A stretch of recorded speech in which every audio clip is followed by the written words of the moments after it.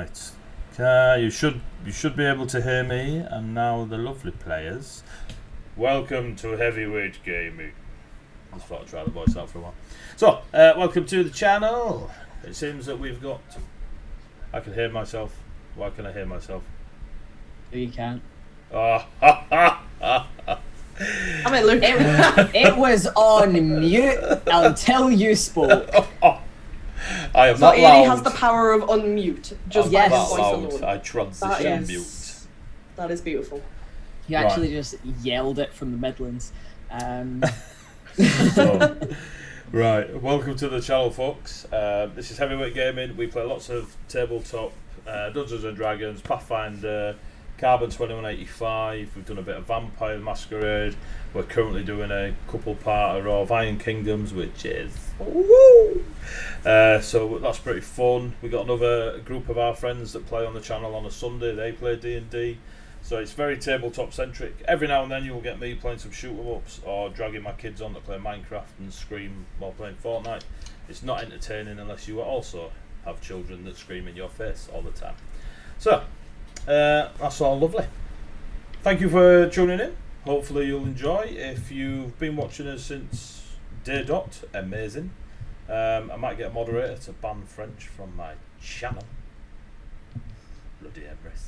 Try me, I will find a way back. Well, we'll see that when you get your speech off. So, social media, we'll do that first. If you want to follow us on social media, go to them and type in Heavyweight Gaming, and you could probably find us. Twitter, something else, Facebook, Instagram, we're on there. For YouTube, you can just type Heavyweight Gaming in now and it will take you to us. So that's great. We've got hours and hours and hours of stuff on there. All the previous, I mean, this is session 14. 14 kids. 14, that's past the 3-month mark, just so you know. That was a good mini series we did. Shame it's had to come to an end like this. Season Well 7. done, everyone. So it's been really good. We've got follows on social media. Our sponsors for the choose this year are Ruffworx Creative. You go to Facebook and type in Ruffworx Creative. Go to their photo albums and you will see some very talented work from a talented leather and woodworker.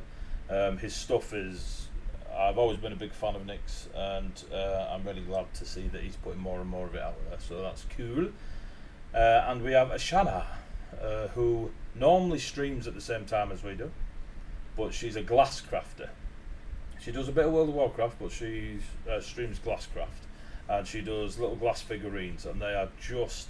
I fell in love with them the first time I seen her doing them, and that's it really. We've just hit it off, and yeah, so hopefully when the world settles, we'll be getting lots of little glass dragons to protect your little D20s. So they're really cute, and I can't wait to see them come over and start giving them out to our lovely viewers. So yeah, thank you for sharing. Oh my god, we've already started with the bits. I'll get to the bits in a moment. Thank you, Dwarf Warrior. So, there's the sponsors. We also have our unofficial Tuesday sponsors of Sawdust Swearwords. You will see them in the chat. If you go to Facebook and put Sawdust and Swearwords in, you will see again incredible woodworking talents, and currently a dice tray they are working on that may or may not be up for auction for the charity stream we are doing at the end of the... You bastard, don't you be doing that? At the end of the August month. Sorry, my computer started flashing at me. That, if you guys can hear a beep, please tell me, because that's going to wind me up. Right, so I'll have to get rid of that. So yeah, so go to Sawdust and Swearwords, amazing. If you want dice and you want dice bags and you want candles at your table that smell beautiful and set the mood for the dragon that you brought in to eat all your players, you can go to bardicinspiration.co.uk. They have some proper beautiful little dice. These parchment dice are my favourite. I don't know if you can see them, they do a couple of colours, but these are beautiful, I love them.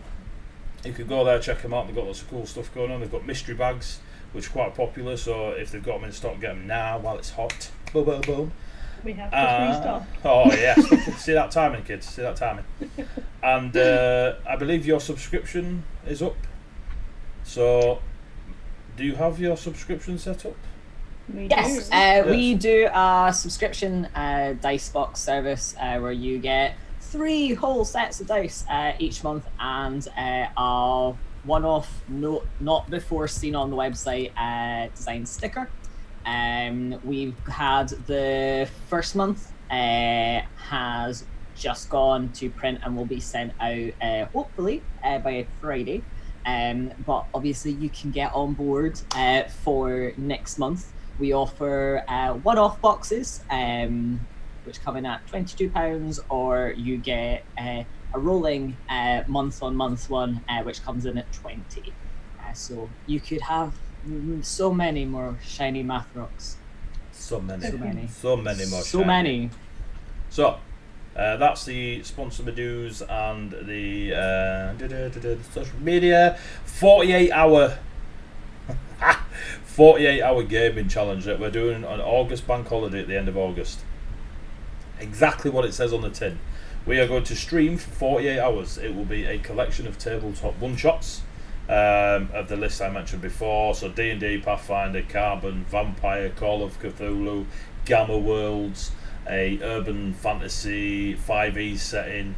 We have a Aliens Colonial Marine one-shot going off. We have a 2-hour slot of a spaceship simulator, in the sense that a group of people will crew a spaceship and they will be taken on a 2-hour mission through space, and they will have to maintain, gun, pilot, etc. Their ship. It's pretty cool, very nerdy, very cool. So if you're into that, look out for the timetable that will be released over the next week, I hope.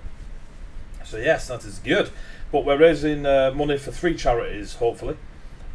Mind charity, which is a mental health charity, Mermaids charity, which is a pride charity, and Rainbow Trust, which is a children's charity. If you go to Google and put in one of those charities, Mind, Mermaids, Rainbow Trust, you'll get a ton of information that tells you who they are, what they're doing, why they're doing it, who they're doing it for, etc., etc., and how you can help in other ways.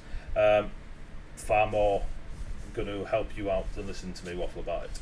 If you go to justgiving.com/team/heavy48, or follow the link that should pop up in the chat, or click the donation button below the stream, you can donate a few quid to either one of them. On the Just Giving page, there is me assigned to Mind, there is Kelly assigned to Mermaids, and there is Rob assigned to Rainbow Trust. That's the way Just Giving sets it up. Just pick one of us, donate the money, and it will go to that charity. If you use the donation button, please make a note just to say which charity you're donating it for, and I will manually put it in the pool for that charity. You can see the bar below me. We are currently at $160 of $1,884, which translates to, we're trying to hit 1,500 quid, and we've got about 140. So yeah, do look into it. If you can contribute, please do. If you can't, don't worry about it. Just shout loudly about it. The more people that see it, the more chance we've got of raising a few quid for those 3 charities. The last time we did 24 hours and played an entire one-shot that was 24 hours, we raised £1,500. So I want to try and hit that again, at least. During the Carbon 2185 slot, if we raise £200 within that slot, Nath, one of our players, is going to match it. So we will actually raise £400 in that particular slot. So everyone save your money for the Carbon shot. So that's 48 hours. So you've got social media, you've got sponsors, you've got our 48 hour. You'll see, but you go on our social media, you can see the information about it. And if you've got any questions, please hit me up on social media or here, and I'll try and answer them. Or we'll hit that 200 target for that. Dwarf Warrior is kicking into his savings there to make sure that somebody else pays £200. I like that sort of competitive nature you've got there, Dwarf Warrior, if slightly skewed. So our beautiful players, we have Luke playing Kesfion the Fighter. We have Mel. Hang on. We have, what did I say? Luke playing there we go. We got Mel playing Aristotle, the swashbuckler bard. Wave, Mel. Just wave, Mel. Shut up, AJ. We have AJ playing Dalefin, the blade singer, and fighter, because why not? Add more fighty stuff to wizards. And Jade playing Xandria, the warlock. Yeah. So you may all see on the screen a coming soon in a empty box. So Griff is on sabbatical. And when Kate gives me the nod, Griff will return from sabbatical, and you will see the beautiful Kate playing the wonderful Griff. Then, but until then, we do have somebody joining us as of next week, but I'll keep that on the QT until we've gone through some more stuff and more lore and more character building for them and a bit of artwork, etc. It's going to be cool, and it'll be exciting times, and then there'll be 6 of them. It's a fucking dungeon master fight, it'll be amazing. So, quick little recap of last week. It was wonderful. So, these lot are in the town of Malran.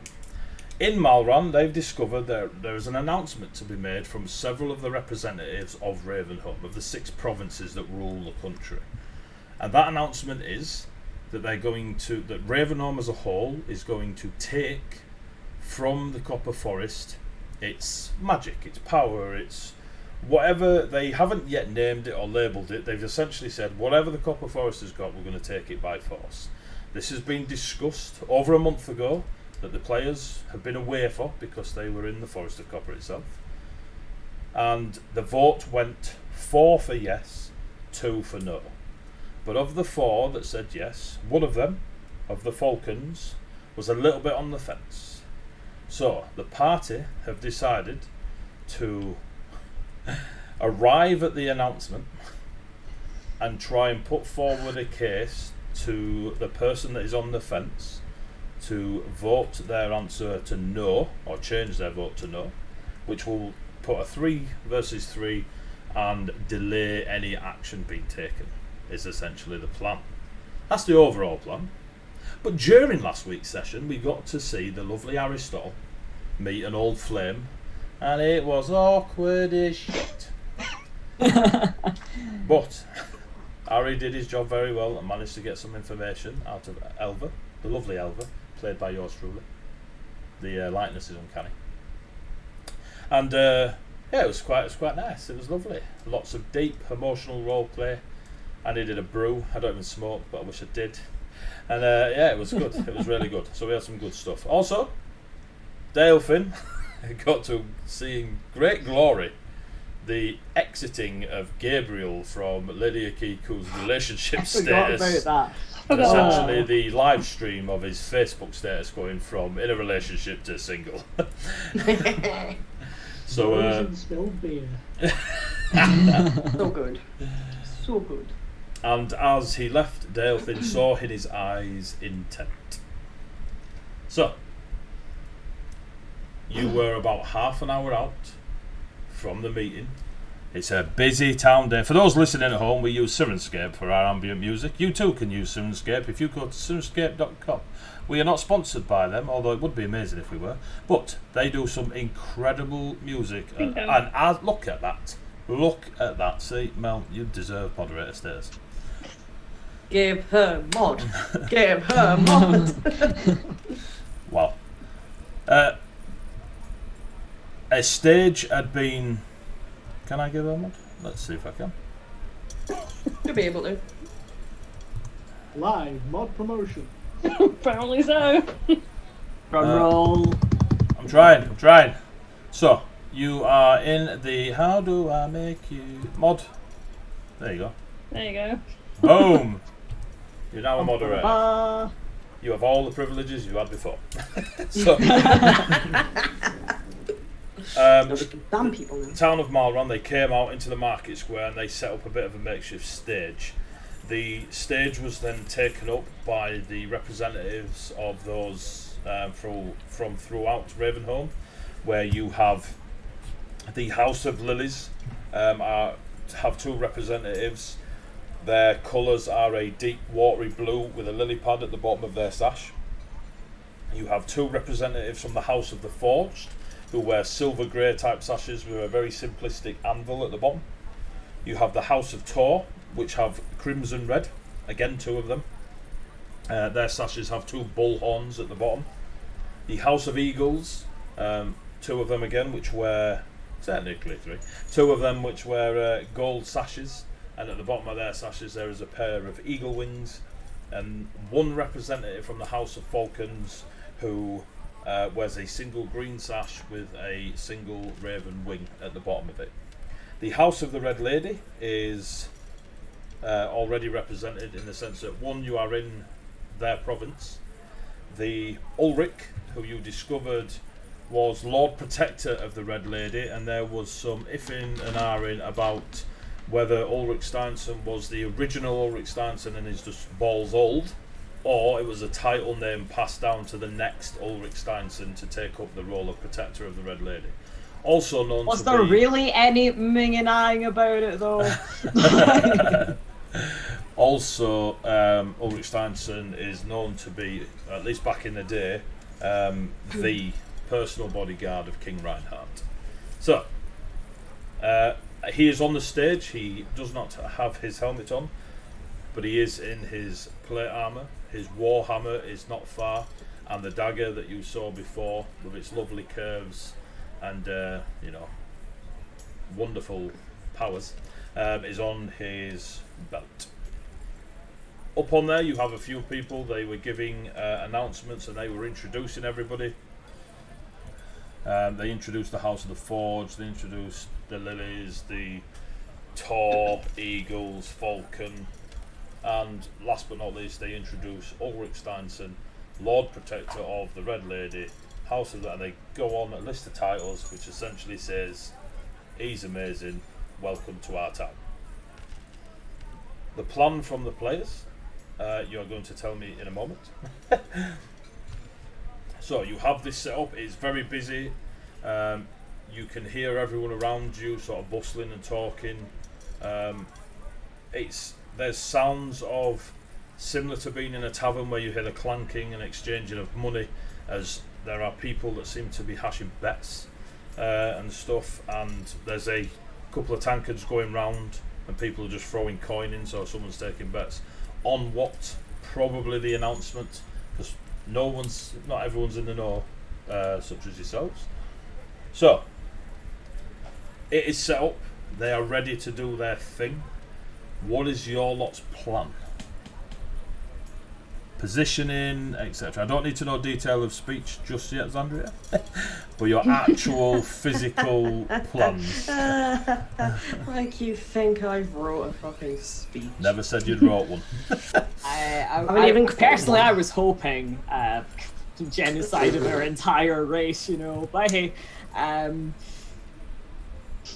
Well, the idea, I think, is to have Zandria and Kess in the crowd and have Dalefin and Ari elsewhere, but still within eye shot, just so it doesn't look like they're with us. So, Ari, are you visible or hiding in the crowd? Do I need to make you make a stealth roll? Are you Assassin's Creeding? Are you in full kit blending in with the monks? He is hiding in the crowd. He's not wearing his gold sash. He's wearing like his normal kind of fancy clothes. And he's blending in the crowd at the moment as well, so. Or he's Cool. attempting to. Cool. You're a rogue, Mel. You should, in theory, be able to do this. Good in theory. Two things to Who add. thinks in theory? Two things to add for those watching. You may have saw Dwarf Warrior donate 200 bits. If you donate 200 bits this session, the players get a team reroll. They have to use it this session. They can only hold 5 at any one time, and they can't be used on any of my rolls. So thank you, Dwarf Warrior, and thank you anyone else that donates. And the other bit that I missed is this speech stage area. The security guards are a bunch of knights of the Hooded Wolf who wear white robes with arm wraps to keep their robes out of the way when fighting around their legs and their forearms and such. They all cast what Dalefin and Zandria and probably Ari know to be a mage armour upon themselves, and then they all summoned long swords. A kid. And you've got another reroll. That's us on 2 now, isn't it? You are Yeah. on 2. Thank you very much, Yeah. Julie. So, Ari, you are in the we know. crowd. Yep. Mm-hmm. You are blending in with the crowd. So, seeing as you're not stealthing, can you give me a performance check? Should be good at this. Should be. Let's go to stealth. Oh, but when we roll an 18, we're all okay. That is a dirty 20. Cool. So that's 20 on your performance. Ari Nice doesn't one. perform as well as the good one. Hey. So, Dalefin, you are in there with them. Mm-hmm. How are you? Like, you're in the crowd. Are you with Ari or? No, opposite side. Cool. Are you Other doing than- anything to look like you belong in your bright coloured? Nowhere in my titles does it say the word ninja. No. Ninja. So you're just in crowd, yeah? Kesvion, you're the guard of Xandria, is that's your thing, yeah? I mean, it's literally 90% of his character traits. Yeah. Eternally guarding.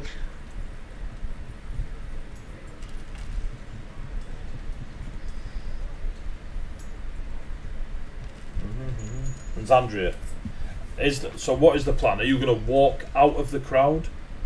Are you waiting for a specific point? Do you want me to monologue and then you interrupt? Do you have? Do you want them to finish and then interrupt? I mean, it's Andrea, and the plan is let them talk and then fucking dramatically interrupt. I am so disappointed that I don't have thaumaturgy to make my voice bigger, so I will just be being Yelling. Hellish rebuke is a reaction. Hellish rebuke in the middle of the crowd. That'll go down well. Yeah, that'll be fine. I love that they've got to hit you first, so you start a fight just so you can hellish rebuke everyone in the crowd. Their words are hurting her. So, right, cool. All right, so I will leave you in the crowd until you tell me otherwise, Andrea. Okay. Until I dramatically stop you mid-sentence when I feel like it. That's cool. Depending on which sentence it is, depends on whether we're rolling new characters next week. And by we, I mean you. That's fine. So, you remain in the crowd. Kesvion is nearby. Dalefin, you're on the opposite side. And Ari, and you two are staying in the crowd, yeah? Yeah, I imagine like those two are kind of like in the middle of the crowd, and then like one of us is on one side and one of us is on the other side. That's cool. So, the trumpeter person, who is the trumpeter person comes out. Oh, is that actually? No, it's not. Trumpeter person comes out and calls for attention, and announces Ulrich Steinson to step to address the crowd. Yeah. I had to delete all the Bane quotes I put. I'm glad. Mr. Wayne. None of us are Mr. Wayne. I'll call you what I want, I'm a Death Knight. So the as Ulrich Steinson steps up, Oh, about you. the crowd quietens a fair amount. You still hear the odd coin drop, and then you hear the as he steps towards the front of the stage, and he just pulls the blade from his hip, and he holds it up. The crowd, like, you're looking around, and some of the crowd are like, "Oh, it's amazing." Others are like, "What? It's a knife. Like, what's he doing?" there's a very, like, everyone's like, "What the?" You obviously get the sycophants. All right. All right, Kesfield, calm yourself. Kes has a mad moment, just runs out the crowd, throws it down for Ulrich. I know That your was my face. impersonation of the crowd. Oh yeah, sorry, my bad. It just felt so in character. So yeah, so you do get the sycophants, and you do get the others that are a little bit like, couldn't give three monkeys why they're there. They're just there because it's a day off work. And he holds up. Yes, bank holiday. And he holds up the knife. He then places the knife back in his sheath at his hip, and he turns around to all of you here. who represent those of the country of ravens. Long ago did I stand with our king. There's a few people in the crowd like, oh, we knew it. And others are like, bullshit. The people that are there representing, they just sort of nod as if, you know, why would you argue? He's 7 feet. The Copper Forest holds the power. I'm not going to go into details. We are here to say that we are going to war with the Copper Forest. And you see Elva stand up, and as she stands up, Leopold pulls her back down to her seat. Ulrich has turned back to the crowd and doesn't notice that Elva stands up. There will be a war with the Fae. There will be a war with the great bear who stalks our forests. The Copper Forest shall fall. We shall own it. It will be ours again. A few of the crowd are like, yeah, war. A few of them, they're like, what, like they don't get it. They don't know what war is. There hasn't been a war for years. They get that it's in stories and such. And a few of them, again, there's quite a mix of emotions going around there. He looks like he's said his bit. It's very dry. There's no booming charisma to it. You get the feeling that he's kind of a one-trick pony as you look at his warhammer. One-trick pony. You get a few people just sort of nodding, yeah. Then the representative of the House of Lilies. I should have multiple books.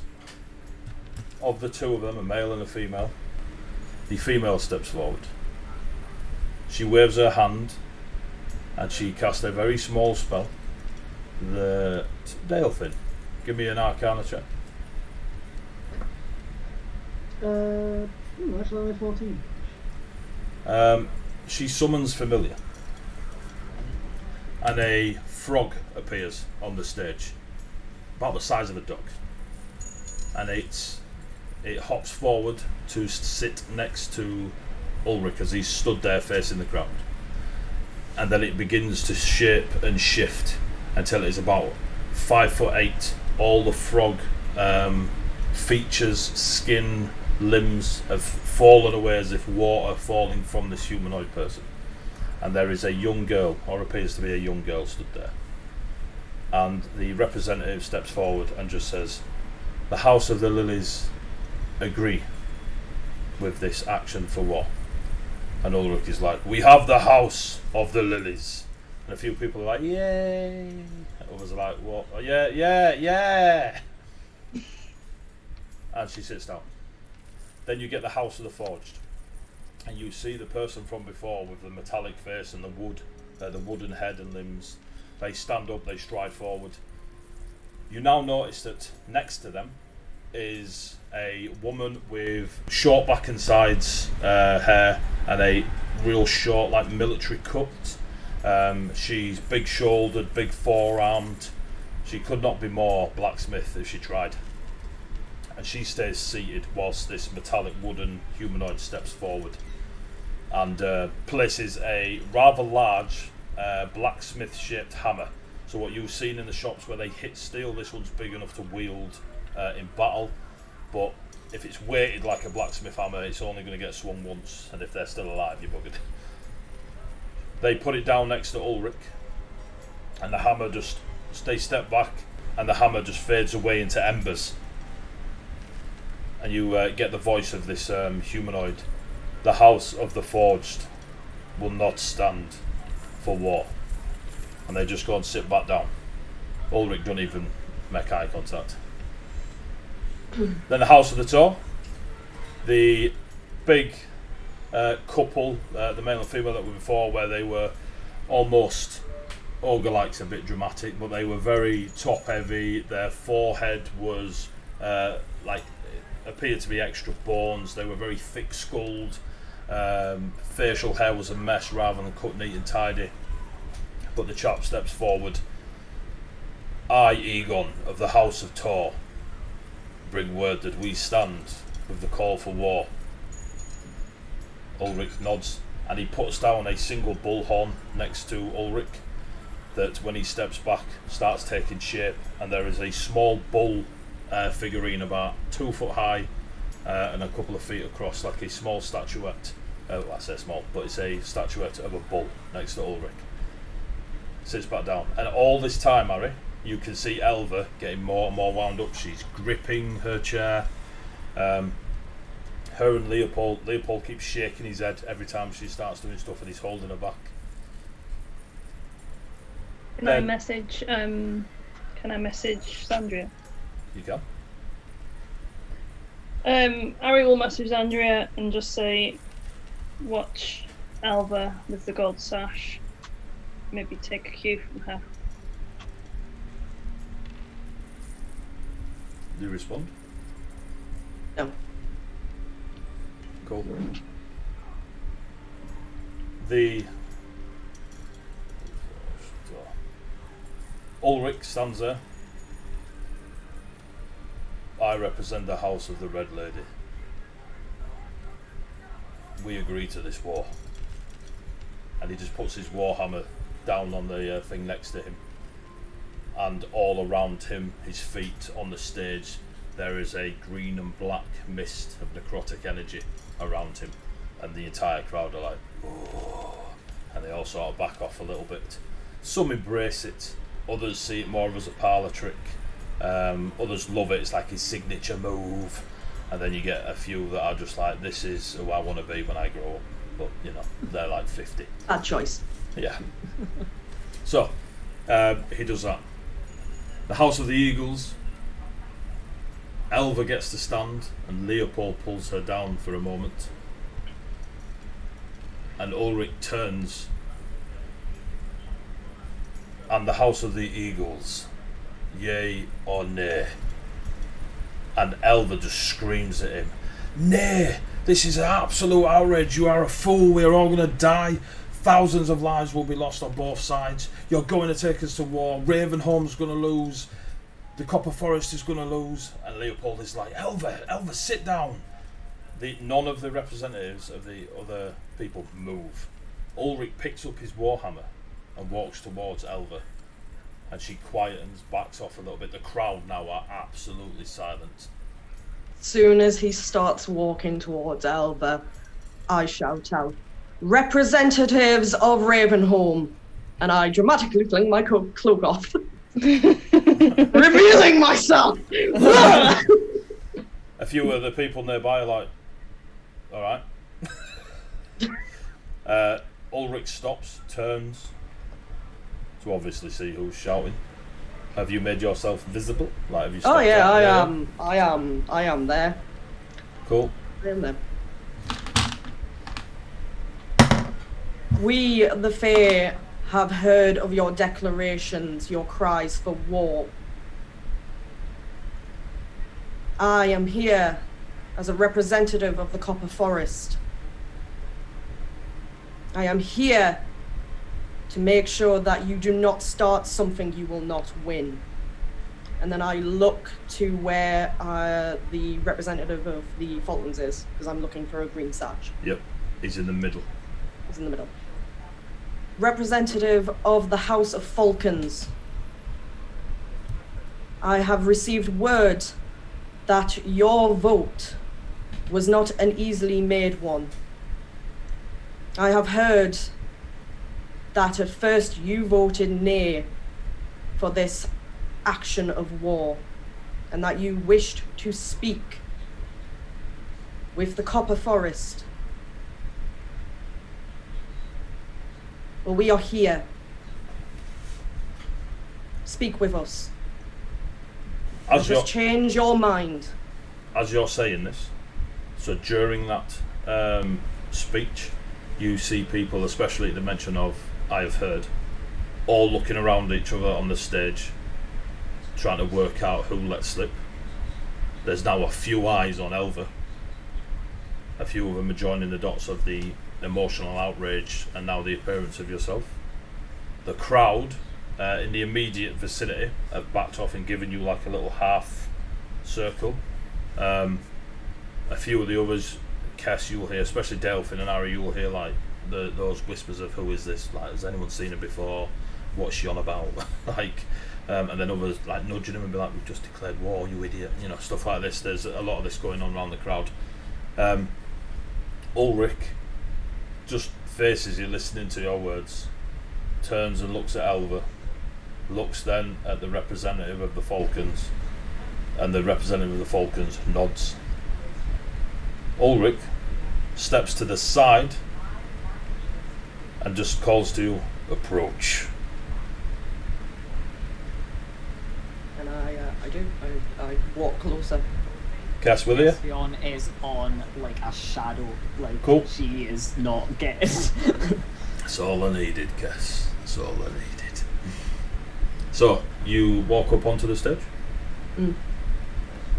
As you get onto the stage, can you both give me a Constitution saving throw? Oh boy, a Constitution saving throw for the person who has -1 on their saving throws. Oh, good. Remember, we got reroll. It's fine. I got a 19. That is. So that's an 18 for Zandria. Dirty 20 for Cass. Cool. So, Cass, you pass. Zandria, in the present. Cass just passed. So, Zandria, in the presence of the Ulrich, you feel exhausted. First level of exhaustion. Oh, cheers. Love that Yep. for me. And you feel as if you are closer to him, but not. There is just a strange aura of being close to him. Cool. You are now on the stage. As you get up onto the stage, you feel this aura, and you kind of move as you walk through it. Kesvion, Ulrich looks straight at you, looks down at your scimitars, looks back into your eyes.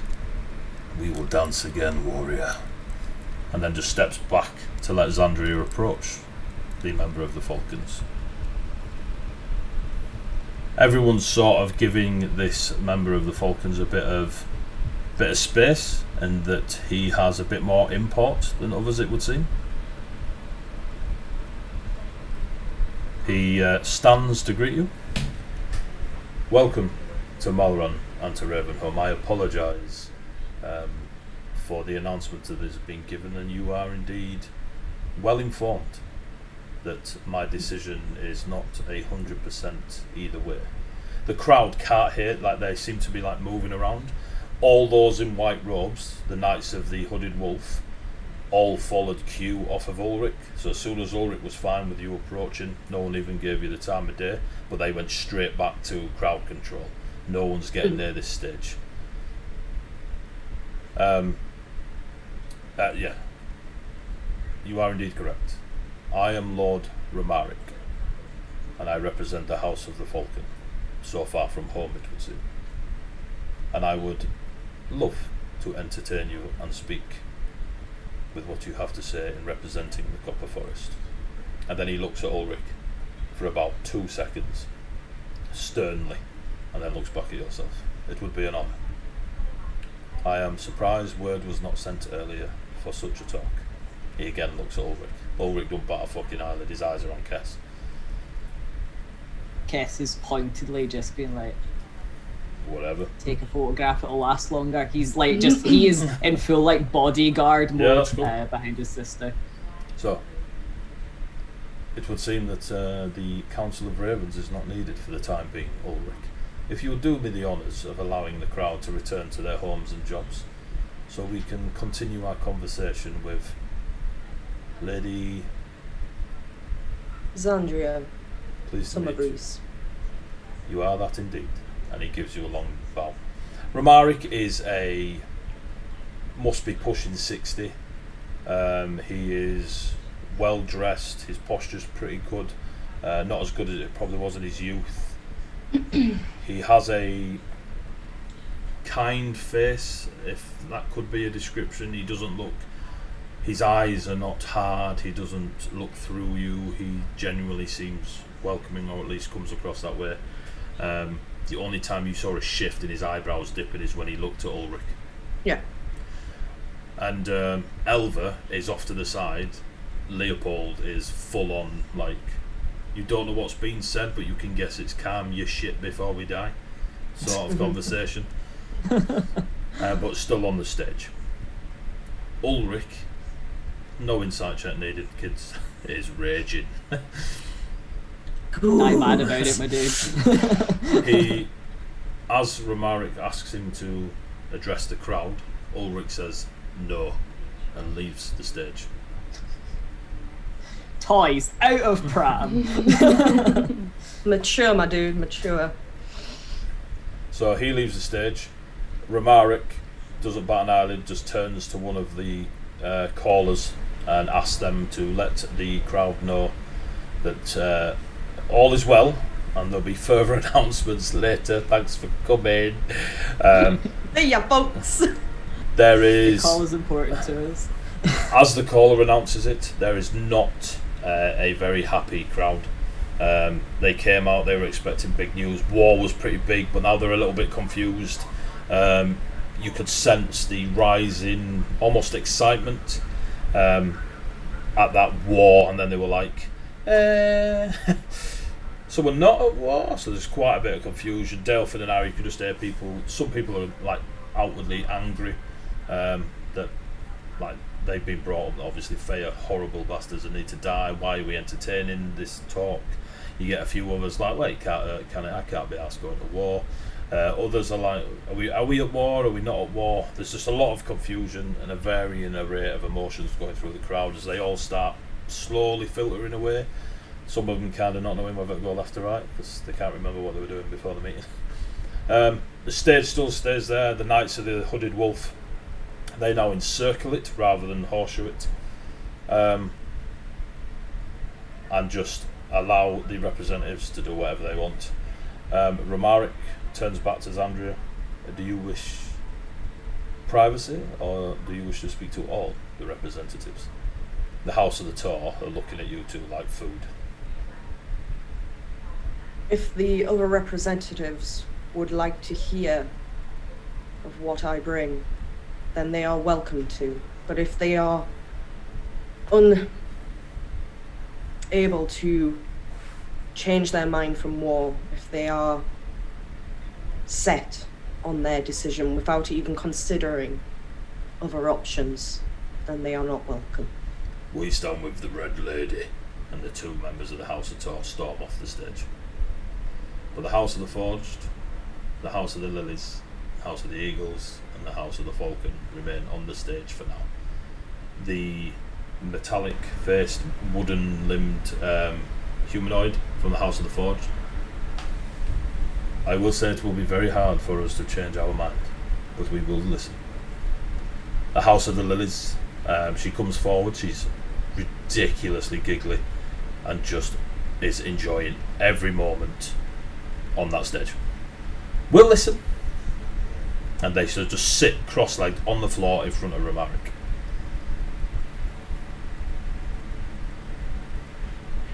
It would seem that we have an audience. Lady Elva?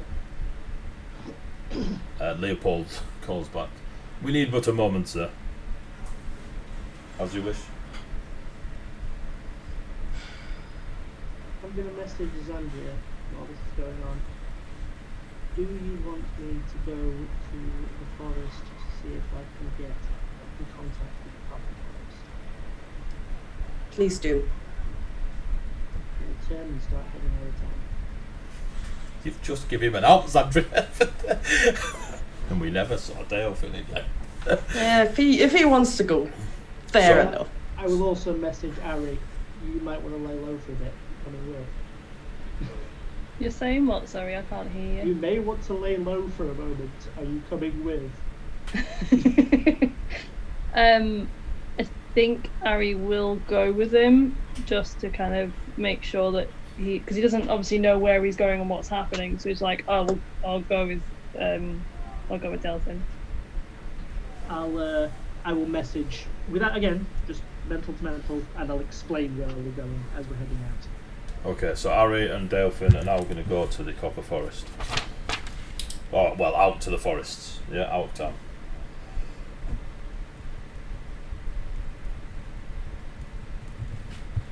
Bring Lady Summerbreeze a chair. And one of the callers brings a chair over for you, but not for Kess. Please sit. Do you care for refreshment? No, but thank you for the offer. So, please, convince me. Why initially were you considering voting no? Voting no, I do not wish to repeat history. And what was it that made you change to yes? Was it peer pressure? The future of Ravenholme is threatened by the powers to our eastern borders. The power. I'm like looking at the map and I'm like, east. Is that the sea or the wall? Beyond the wall is a land called Heroes' Rome, which pretty much everyone knows is a cesspit of death, demons, fey creatures that are bound to no entity. Give me a history check, Xandria and Kess, actually.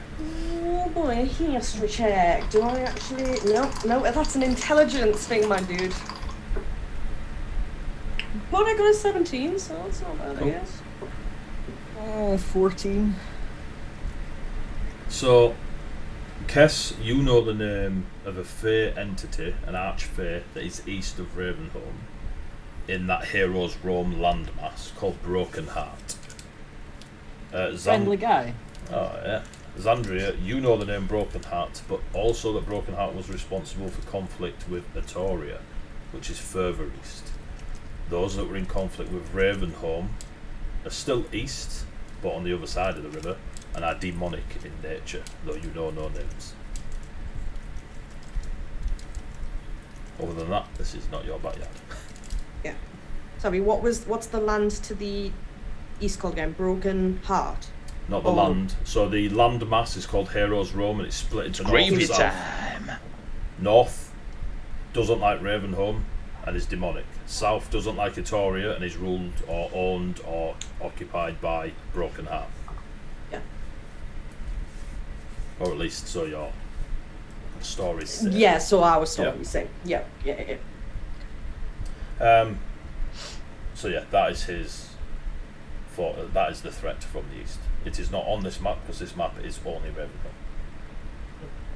And I then turn to look at the House of Lilies.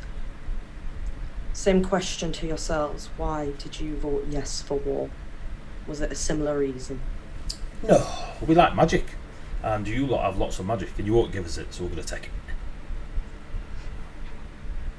And then she just rocks. Massive smile on her face.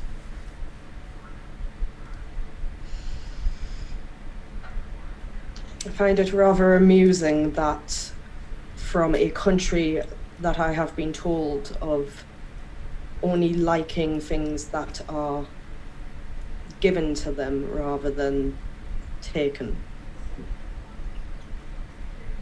In the ways of the arcane, that is. No, that's the wrong way around.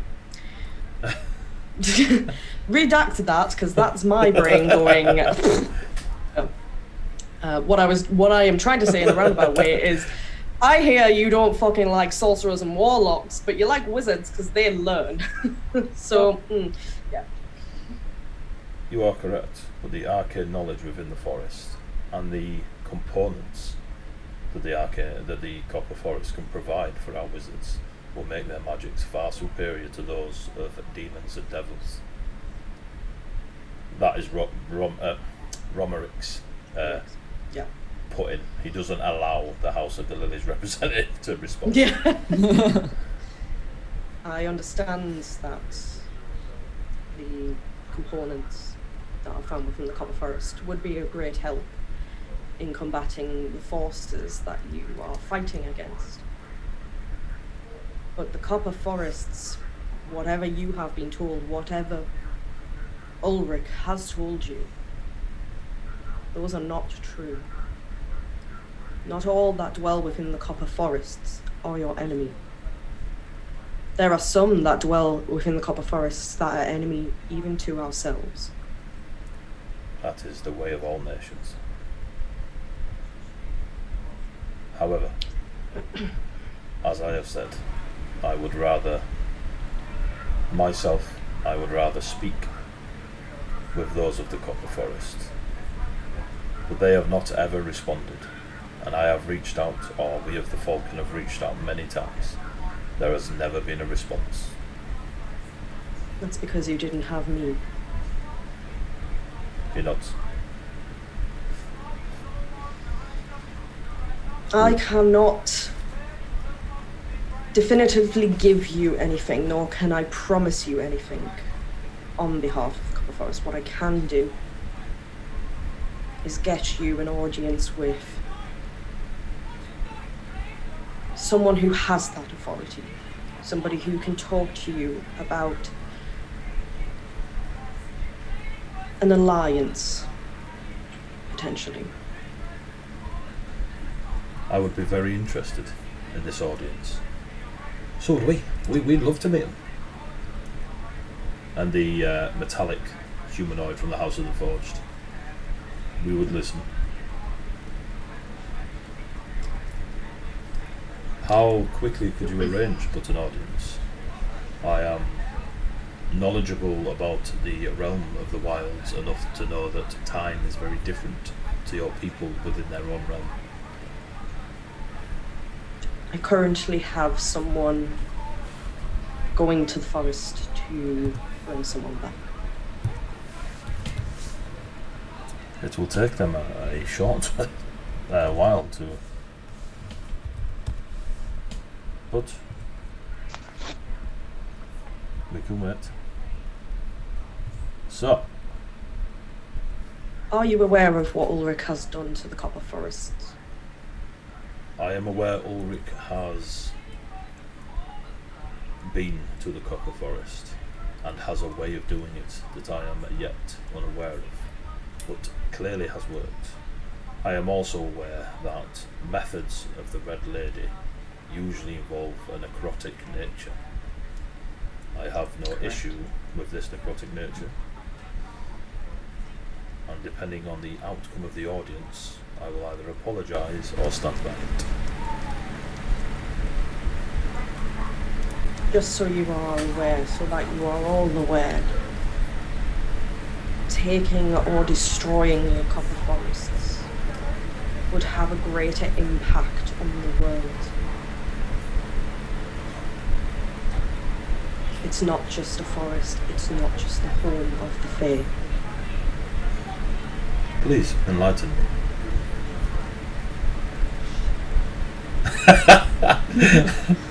I need to wet my whistle. Who brought that whiskey in here? I need to wet my whistle, man. I got dry mouth going on. It's vile. Fun champion. Champion. Come on, Harold. Come on, Harold.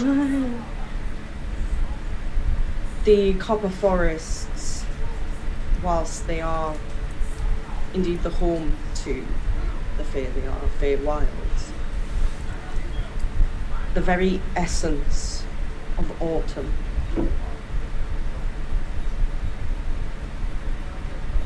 is what can be found within the copper forests. If you were to destroy that, you are destroying a season. That would have greater impacts upon yourselves, other nations. There is always room, and I'm not saying more devil's advocate, or a devil's advocate. Not the devil, a devil. A devil, a singular devil. Change of management never hurts anyone. This isn't something you can change. If you were to destroy the forest, you are destroying a season. You are throwing the elements out of balance. You're throwing the world out of balance.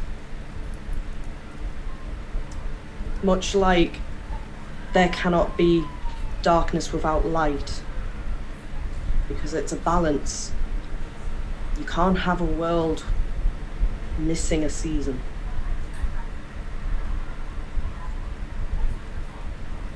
I will stand to disagree merely on principle until the audience with. So, whilst we wait for your friends to return, do you wish further audience, or would you wish to reconvene at a later point with information? I think it would be best if we reconvene. While this is all been going on, Kess is going to have been kind of having a wee sort of glance around the other representatives and just kind of seeing how they seem to be taking this. Cool. So, Tor and Red Lady are not there. Give me an insight check for House of the Forged.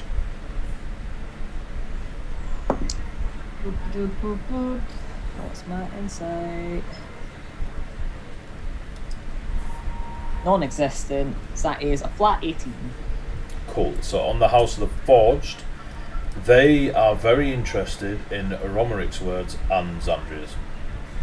Like, they seem to be, as a set of scales would, they are judging and weighing every word. Very meticulous, OCD-esque, which you'd expect from fine crafters. Now I'll give you an insight check for the House of Lilies.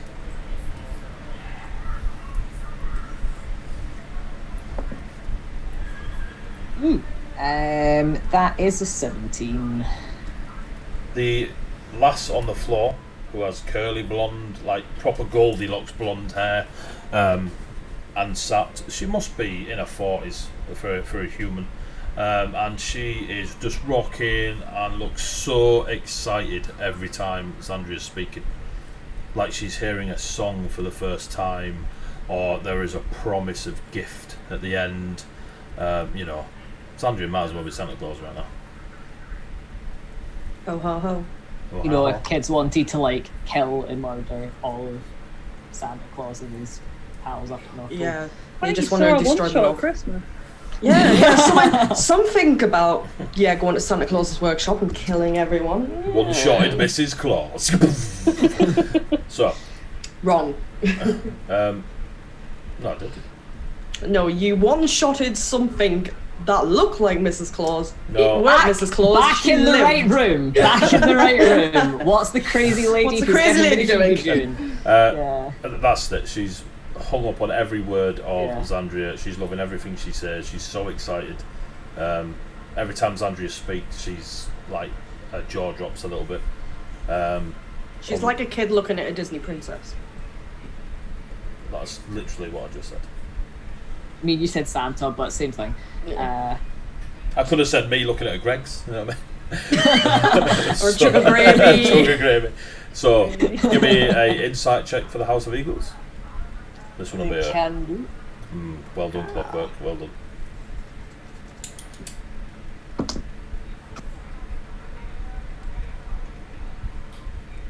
Nice. Nat 20. Nat 20. I only saw a 3. So, shockingly, the DC on the House of Eagles is quite low. So, Elva is like staring like daggers at Xandria.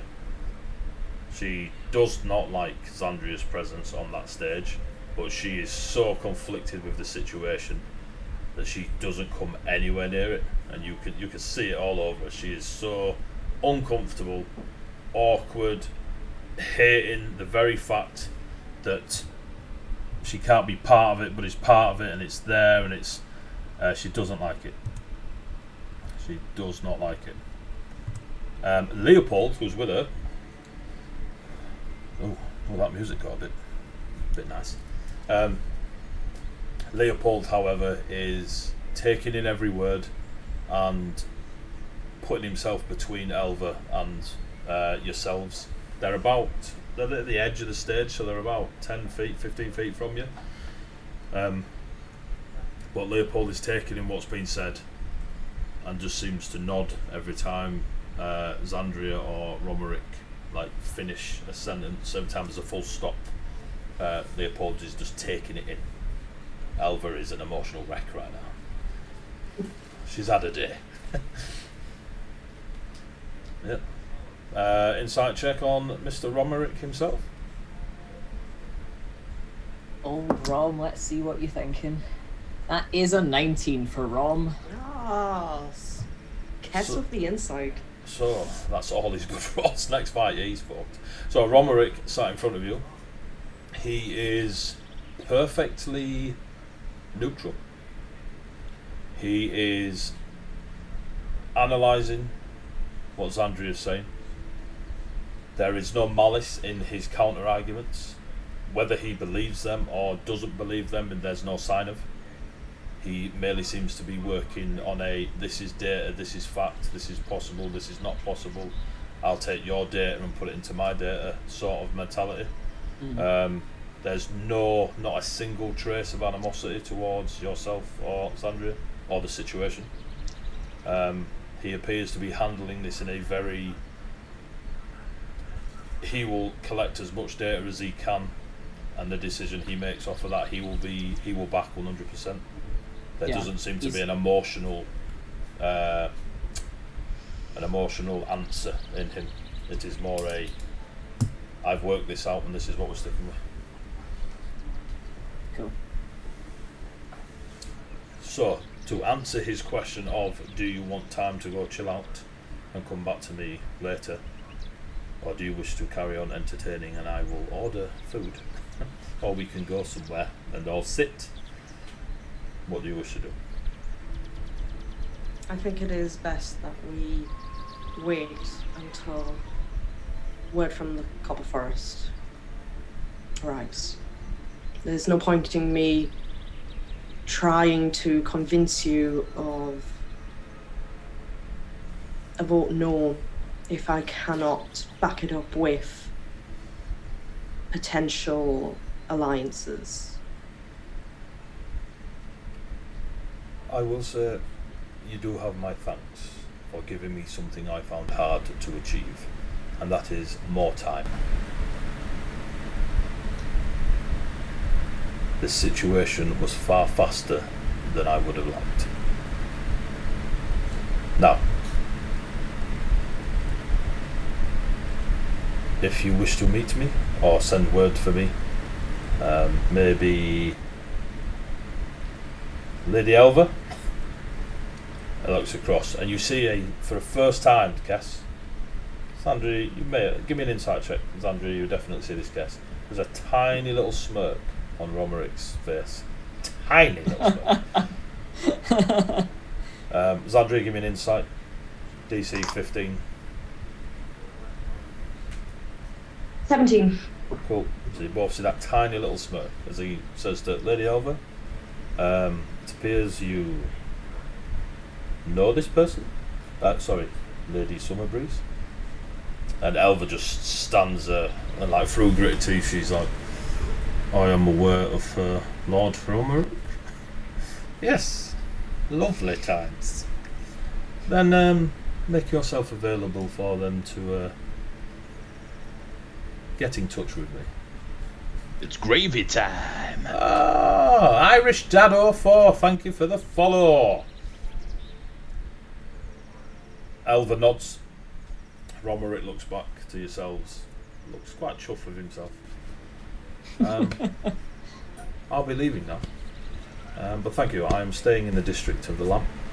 So Elva will remain around here.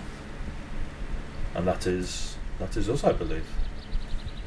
Then, as he says that, somebody walks up, Kesvion, you hear Xandria, you hear Xandria. About a heartbeat before this person steps past you, you feel a presence, a tiny like breeze across the back of your neck, and the hairs on the back of your neck stand up, and you swear Maliki is with you, and then it's gone. And then one of the knights of the Grey Wolf, the Hooded Wolf, walk past you and just lean into Romerick and just whisper something to Romerick, and you hear the words priestess, and then he looks at Xandria and looks back at the knight and thank you, and the knight walks back down and joins the ranks of the white robes. Well, that wasn't very subtle, but I wasn't aware you were a priestess, Lady Summerbreeze. It's not exactly how I would put it, but... Well, that is up to yourselves. Now, I'm going very old. I've already walked across this town multiple times today. So, hopefully I will bump into Ulrich and enjoy his strop.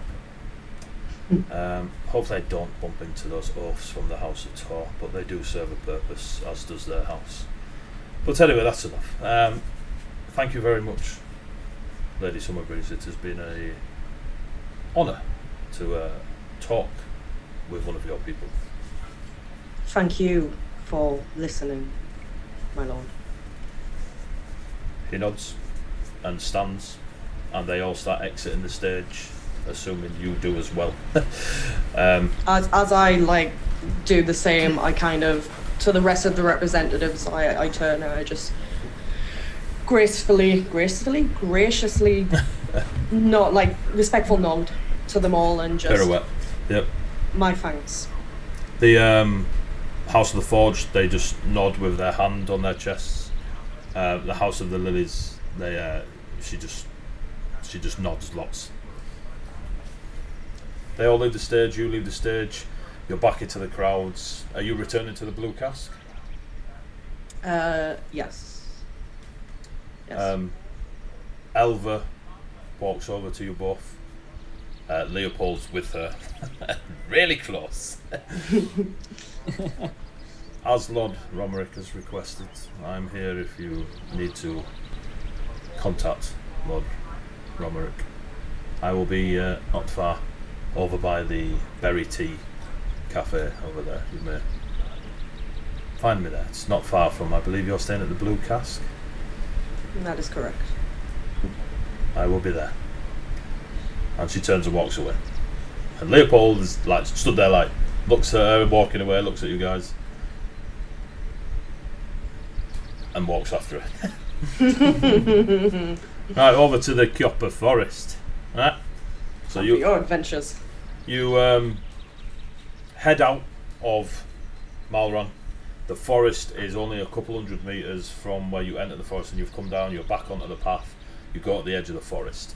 It was about 6 PM when the call, the Council of Ravens got called for everyone to hear. As you're walking away, you might have your own interpretations, but you can't believe how flat the announcement was. There was no grandiose about it, there was no booming voice, no thaumaturgy.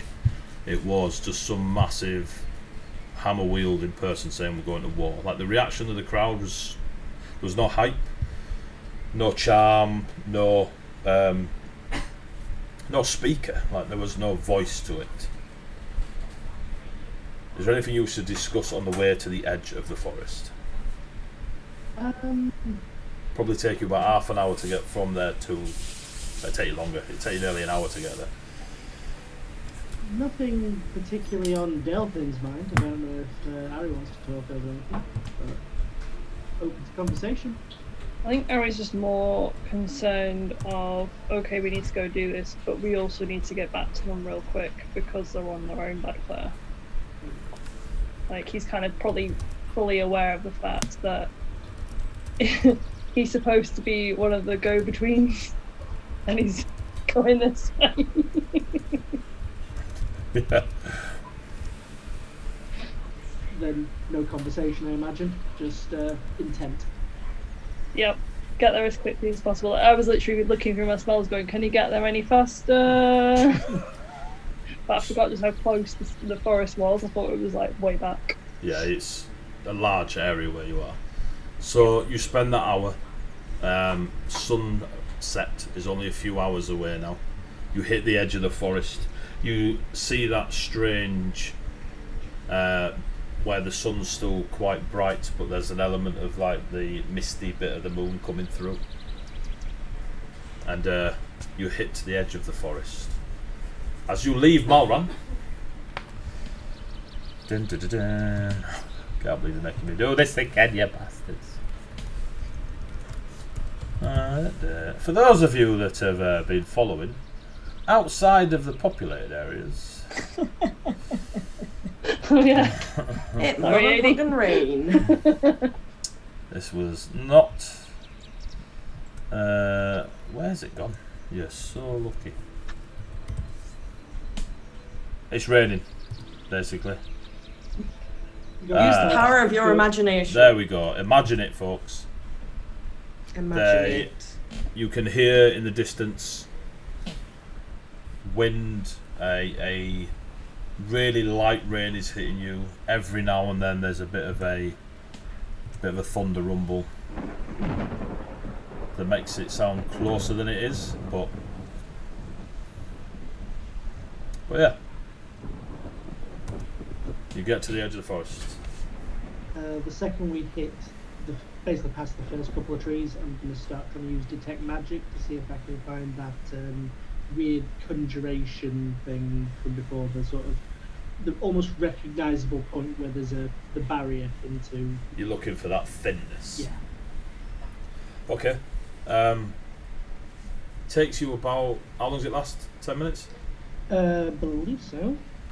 So within about, say, 6 to 7 minutes, you're pottering around doing your old mind sweep, and you find a pocket of energy that is very familiar to the one you felt before when you were detecting, and you found that real thin, where the material meets that of the Fair Realm. I'm just going to tell it back at Harry. This is a bit of a long play. I've not really got any communication spells to do this, so I'm literally just going to yell for the Lancelord, see if he can make it sound relatively distressing if anyone's picked us up having come into the forest. Oh, okay, so you're going. All right, I'm with you. Give me a persuasion check. See if you can convince the local fair to give a fuck. Yeah. Would say it'd help, but humans no help here. I think you're bait. I wasn't Hey, look, gonna there's a say human over here. Come and attack him. that is a Just roll them in 17. sugar and wait for someone to come and grab them. Yeah. What Dress did you and get? drag and do the hula. What did you? 17. 17. Mhm. You're shouting. You're putting a distressed edge to it. You're shouting, "Cullen, Lancelord, we need you, quick, come now." That sort of put a bit of oomph behind it to try and at least show the urgency of needing him. 5 minutes, 10 minutes, get to 15 minutes, nothing from that, until you start seeing at that thin point a pushing as if through cling film again, small hands, and then as you notice, as you look, as they push more and more, it's not that the hands are small, it's just that they're pushing further into the material realm. You can see their big hands now, and they start to push through, and then a curved knife comes through and slices through, and it steps in, and it cuts quite a large thingy, and out steps Tootles, the Satyr woman from the tavern that you saw way back when you met Old Oak. And yeah, she steps through. She's as big as she was when you last met her, you know, pushing 7 feet, Satyr, whatever, donned in all her leather and furs, her fawn-esque lower half and such, her very bright smiles, her horns curling through with the reddish fur and hair around her horns. Toodles! And she steps through and she's like, "Hello, how are you?" Rushed and been much better. I exchanged pleasantries. I hope you're well. We have a situation. That I'm good. requires some But we're having his own little situation back here, so make it quick. Okay, I'll summarise. It would appear that the realms of Ravenholme are in the process of potentially being on the decision of making war with the Copper Forest. War? Not entirely. We've managed to stall them. We've managed to say we have a representative of the Copper Forest to parley with them. But we could really use an actual representative of the Copper Forest who can speak for the Copper Forest, not just us making things up and stalling for time. Do you want me to get Old Oak? That'll do. She's sat there. You noticed as you're talking to her, she's like drinking out of her tankard, massive tankard full of ale. She looks at Harry. Ah, the human. I didn't even see you down there. So, I'll go get Old Oak. He can speak for you, but I'm going to have to sort some stuff out back here. Old Lancey needs a bit of help. All right. Okay. That's great. Cool. Right, stay here. Toodles walks back through the We cut can in ask the Old Oak. I will take off of Harry's glance. We'll ask Old Oak, because you're not going to get anything out of that. Oh, that is harsh. She sticks her head back through. That? It's no fucking name. Well, now you're here. About 5 minutes passes, and you're like, she's done us here. She's fucking done us. Next thing you know, you can hear, more feel, Old Oak approaching the cut in the realms. And you see that old, it's really not Yoda with horns, little Satyr. I say little, he's about 5'10", hunched, probably quite a tall Satyr in his day. Yes, I'm going to say both throughout. And he steps through and he's got his Orcan staff with him. And he's hunched over, he's covered in all his furs and that, and you can see all the hair greying and white around his face, all his horns twisted, not as smooth and curvy and bright as Toodles. And he walks through and he's like, "Wah! What the bloody hell do you lot want?" I'm going to sum it up as quick as I can. The Copper Forest is at potential risk of going to war with the realms of Ravenholme. We Again? need somebody. I will take your word on that. We need somebody who can speak for the Copper Forest to come with us to speak with them and parley. Do you want? We need the Landlord. Lancey's a bit busy, the wee lad. Can you speak for the Copper Forest, as in with any authority? Hang fire, and he sort of shuffles back to the thing, and he puts his head through it like he's just shouting out a window, and you just hear a almost it's clear but muffled, Jezzy, this not one bit of speak for you. Are you all right with it? Delphin, roll a d6. Tell me if you get an odd or an even. Odd. Damn it. Medbar, fucking night. Alright, bloody hell. And he comes back round. I can speak for the forest kid. That's what we're rolling for.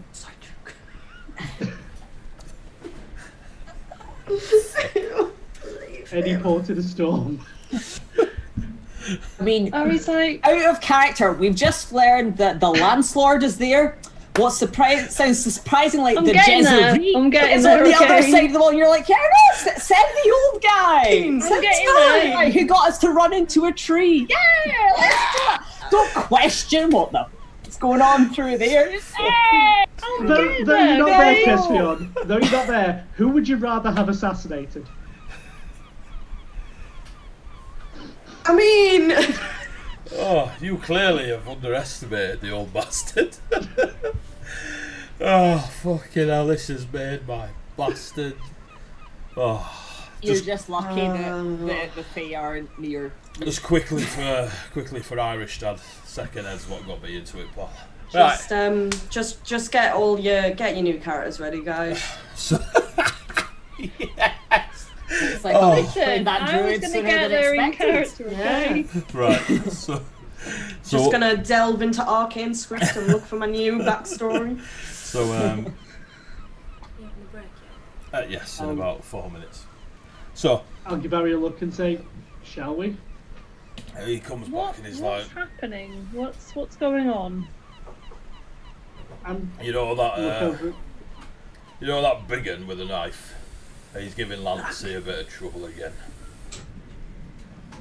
Oh, Ulrich's gone back through, is he? Never heard of him. The big un. So Jezeri, yeah, she's also busy. Well, Jezzy, aye, she's doing alright. He's doing alright. I can't keep They're up. doing all right. Ain't no one going to be knocking on their door. Jezzy will give him a right hiding. Right, let's I go. hate him. Right, today, Old Oak will be a diplomat. Lead on, young elf. I will lead on as a young elf. Here go, young elf. The young human will follow. To look at Old Oak, he's a hobbling old Satyr. But he's walking the same speed you two do. But to look at, he's doing the motions and everything. He's hobbling along with his stick. If you watch him, he's walking like a really old person. But he keeps pace. We'll just lead him back to town. Second we get anywhere near, it's going to be close to making sure no one jumps. 2 seconds. And he looks back at the slice in the realms. We can't leave that there. And he just waves his hand at it. And he actually casts Lock, Delphin. And you see the realm. And nothing is there again. Well, I've not been to an human town for years. So you start making your way back. Do you wish to talk to Old Oak on the way to the town, back to town, or are you just going to accept that you've committed? What is done is done. Let's just. Cool. It was all going swell, So and then And then this. I'm going to call a break because it's about 9:30 and I want to brew up and piss myself laughing. Oh, I just want to piss. So thank you very much for. Please stick around. Part 1 done. We'll be back in about 10-15 minutes for part 2, and we'll see what happens with Old Oak, the this old Satyr from the Copper Forest, representing the entire fair race of the forest in a conversation that may or may not swing a war. After all the beautiful words and hard work, Kesfion's 1,000-yard stare, Xandria's silver tongue, and a great amount of roleplay, undone by a pointy-eared fucking brilliant. We tried. So please stick around for the next part. Like I say, about 10-15 minutes. We're just going to have a brew and a bio break. What you will see during the break is, one, something that says break time back soon, but also a picture banner that gives you information on our 48-hour gaming stream that we'll be doing at the end of August, and it'll be full of lots of tabletop and lots of just gaming in general. So please have a look at it. We're raising it for 3 charities: Mind, which is mental health, Rainbow Trust, which is poorly kids, and Mermaids, which is pride. So go look them out, go Google them, get as much information as you can. If you can donate, please do follow the link, the Just Giving link. And yeah, we'll try and raise a few quid for them between now. You can see the bar underneath. Hopefully it's updating automatically because I got an email to say someone had donated. But yeah, so if not, I'll change it anyway. But yes, so stick around, 10-15 minutes. Right, break time.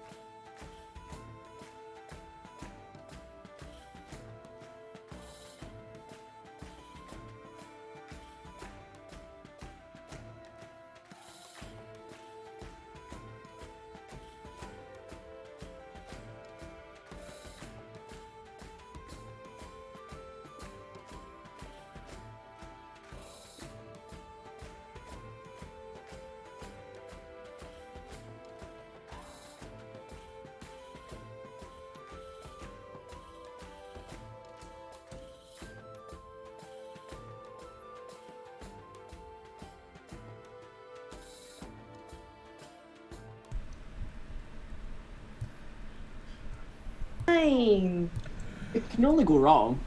Right, the it cave. will go wrong. So, we're back, part 2 of session 14, Fables Among Titans.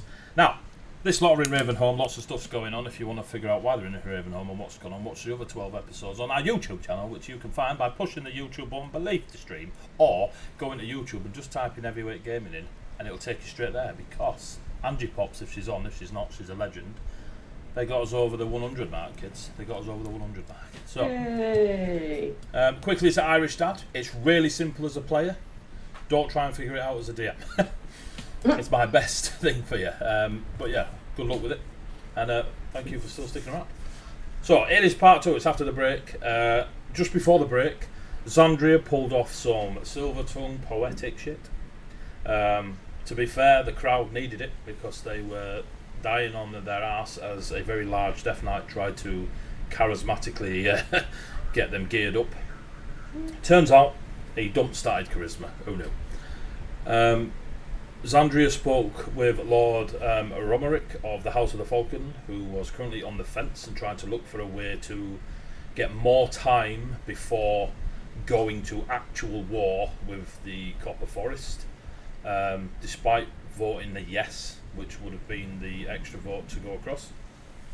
So Zandria has convinced him enough that a audience will hopefully be presented between himself and those of the other houses that wish it, and someone that can speak for the Copper Forest, and did that really well. Ari and Dalefin went to get said representative. Of their options, the Copper Forest Incarnate, that's not good enough. The badass protector of the forest, he's busy. So they went for Old Oak, who is a Satyr that they met before, was actually the one that let them out of the forest. Is very, very old and comes across as has very little care for etiquette or anything really, unless he lives his life how he sees fit. They could have even, fucking hell, walks would have been better. But No, he wouldn't. no, he Don't wouldn't. lie. No, he he wouldn't. not with them bloody It's rolls. useless. Nobody wants walks. Oh, he found the tracks that you ran into the fight. Anyway, so it be right. Good lass at Sharadell. So Ari and Dalefin, you take another hour to get back. So it's now about 8 PM, give or take, quarter past, whatever. But it's just after 8. It is getting slightly darker and the sun is setting. Again, as you enter the town, you start hearing with the town being on the bank of the estuary, you can hear the sounds, less rain, bit of wind, but you can now hear, seabirds and such, seagulls in the air and stuff as you re-enter Malwan. There is a bit of a strange look to you as people are stopping and looking at this, trying to work out if it's something new or just a really old person well wrapped up. Because bar the horns sticking out in certain angles, at a glance, it could just be like I say, about 5'10", 5'11", hunched. Could just be a old person that has got some sort of headdress on. Like his face is real hairy and grey and white. His robes and that around him, bar his hoofed feet or cloven. Yeah. No one can really see the inverted joints of his legs. So sequel mob confirmed. So you put her into town, and every time someone looks at him, Old Oak's like, bastard, and then just laughs, and then just keeping pace with you. Oh, it's been a time, young'un. And he's looking around the place, and he just walks up to one of the market stalls as you're passing to go towards. I'm assuming you're off towards the Blue Cask. You can see that it's clearly dispersed. The stage is still there. There's no one on it.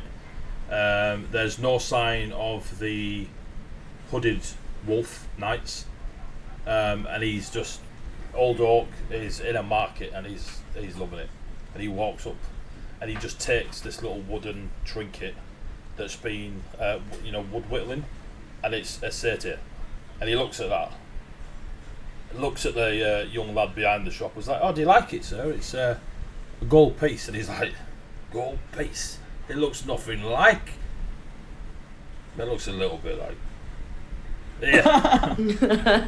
And he tosses a gold coin to the young lad, and just stashes the little wooden thingy.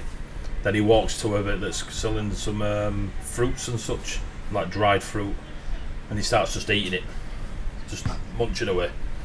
And the guy in the last behind the thing, like, "Excuse me, sir, are you going to eat that? You're going to pay for that?" And he's like, "I am going to eat it.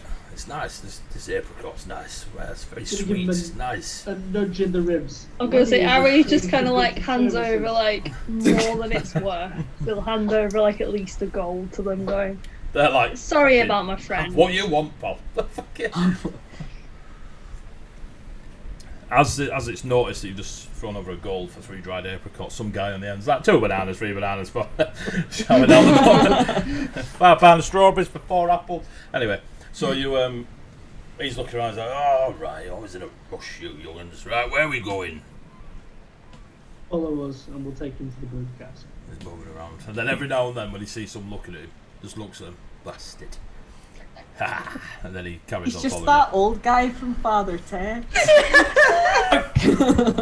Father Jack. Drink! Drink! Drink! Apparently I'm shouting drink really loud in the house, so drink! Drink! It's So, gravy time. It's gravy time! The initiative order is now following. Thank you, the initiative order. It is indeed gravy time. I thought you were saying. Your initiative, I was like, what? I mean, the timing was brilliant. The initiative order is Old Bastard, Xandria. Thank you very much for the follow. So, Kess and Xandria, you've had 2 hours, essentially, or just short of, before these 3 get to you. Are you doing anything in that 2 hours? You're back in the blue cask. I probably, because I have a level of exhaustion. You do. So I reckon nice quick soak in the right hand bath and maybe a get. Ooh, yeah. How long do you spend in there? I'd say maybe 45 minutes in the bath. Long enough for Cass to think you drowned, yeah. Are you sure you don't want a short rest in it? What, in the bath? Yes, so an hour. Yeah, fuck it. I'll have a short rest in the bath. Cool. As you take a short rest in the bath, that level of exhaustion is removed. When you said 45 minutes, I was like, well. Wow. I was thinking, I was like, 45 minutes of bath, have a nap. So as you are in the bath, the exact same feeling you get from spending your meditative state or resting for a long time. You get that same sort of feeling overcome you as you pass the hour mark and you are no longer exhausted. Good, I can remove my exhaust when D&D Beyond stops failing. During that hour, Kesfion, in the bar, there is one of the vampiric women warriors that was with Ulrich at the guard tower. Which there is. She is not in armour. Her longsword is on her hip, and she is dressed almost similar to Ari, in that fashionable, look good sort of fashion rather than here's my armour. Her hair is tied in a ponytail. Her face is pale. Unfortunately, she fits the stereotype of vampires: pale skin, red around the eyes. She is pretty hench, to be fair. Like, there is an element of physical activity that goes into her physique, not the slender little vampires that float around. Her job is to keep Ulrich from getting hit. And she's at the bar, and she is drinking from her very own glass goblet that she has a bottle with that she fills and drinks. And she, every now and then, looks at you and nods, and then goes back to her drink.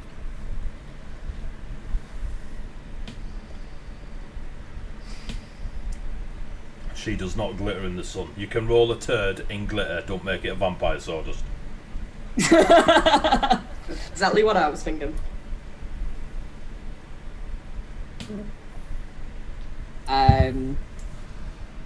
Kess will probably have found a table for them for when everyone returns, and is just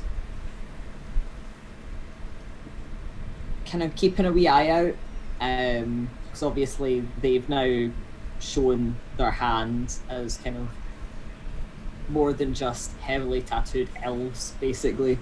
So he's just kind of trying to get a lay of the land now that stuff's a little bit different, and he is not enjoying the vampire lady. Give me a perception check.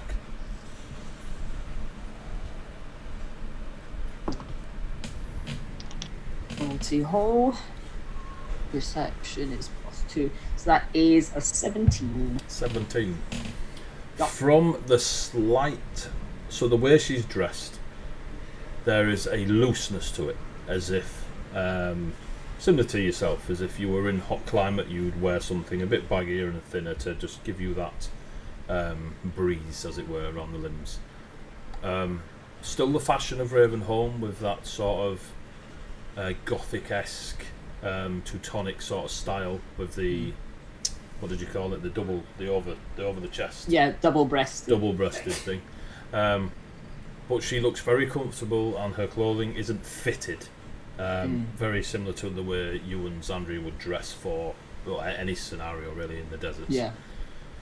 There is an element to her, even though her skin is paled, there is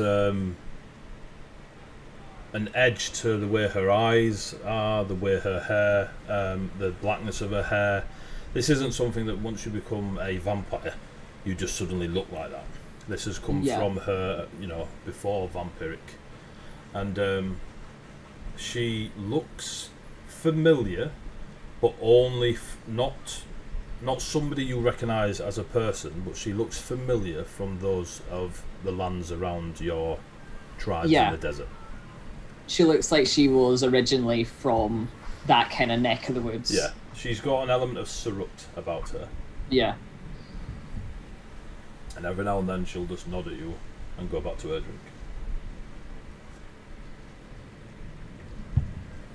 You'll kind of give a nod back, but like it's mostly just kind of almost a sort of, you do your job of watching your person, I do my job of watching my person.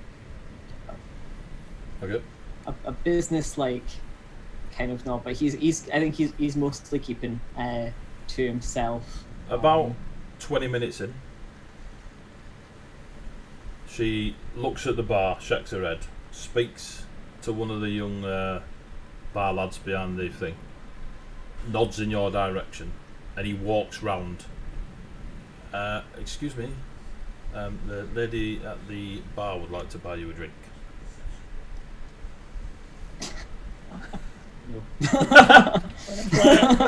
Tell her to get. Your turn. Stranger danger. Stranger danger. It's your turn. Didn't your mother never tell you to accept drinks from scary vampire ladies? He will kind of sort of smile, sort of thank the sort of bar hand person, the wait staff, The young bar lad. Yeah. Look, it's 5 to 10 at night. It's been a long day, but like politely kind of decline, and we'll kind of give a nod, but like also a shake of a head if she kind of looks back over. Okay.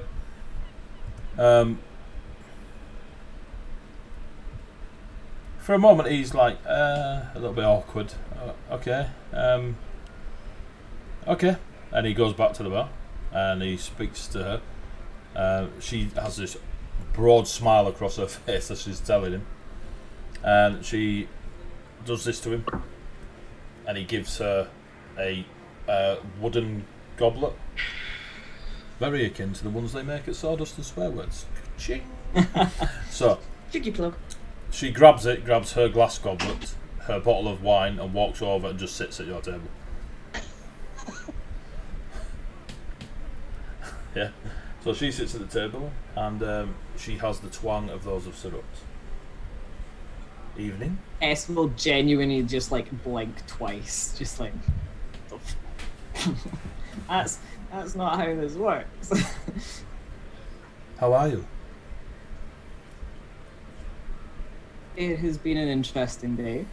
It has. It was wonderful to see the reaction of my liege when your presence was there.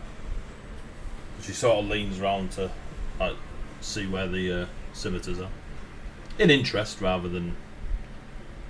She doesn't appear to be ready to spring across the table and rip your throat off. Inside joke.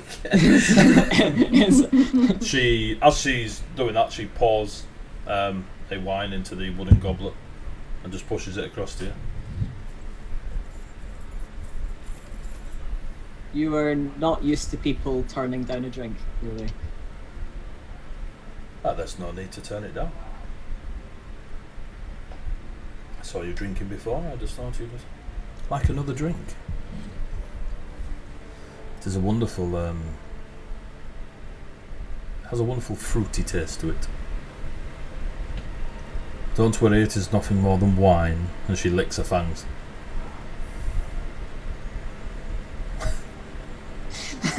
Look, it's not comfortable. You're getting a vampire lady flirting with you. Yeah. Welcome to my world. Yeah, but you played Ari. He'll thank her and he'll take the glass and basically just kind of hold it in front of them on the table. How goes things in the desert? Warm. You were from there once yourself? There is a pause and a bit of a distance in her eyes. I was a very long time ago. The sun, you'll understand, is not. We do not get on as well as we used to. But if the Red Lady, they've shown me enough protection and love and loyalty. It's done all right moving this far north. The rain's a pain in the ass. The rain here, I believe, would take a lot of getting used to. It never does.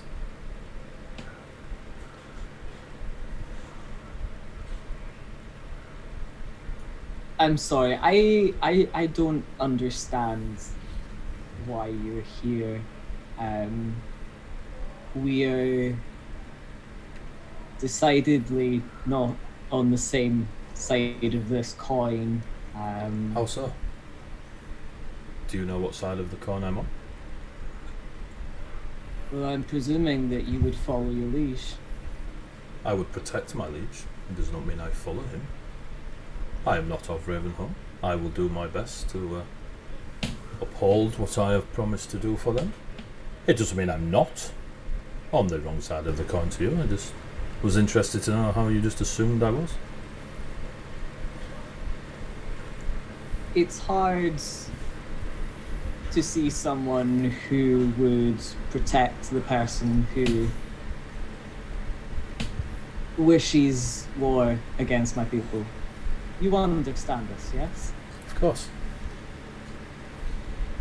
So you can understand why I would be incredibly surprised to hear that that was not a shared belief with you and your liege. I can understand it completely. You intrigue me. I've never seen anyone cause such a stir in Ulrich.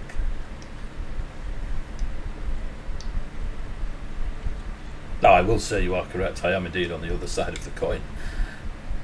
But I've seen many warriors come and go, and some even challenge Ulrich. There are those that wish glory and such, but to merely just stand by him. Now, there was rumours of his trip into the wilds, into the forest. one with 2 swords. But there's always rumours, always people wanting to bring down his prowess. And then you appeared on the stage. You made him uncomfortable. It's merely curiosity. And I still follow many of the customs of our people, hospitality being one of them. I wished your company, so I brought you a drink. You have not yet asked me to leave, and if you do, I shall.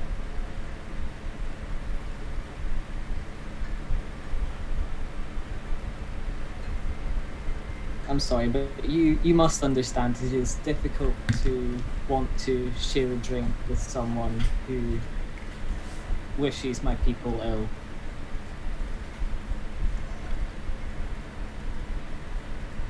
I am on the other side of the coin.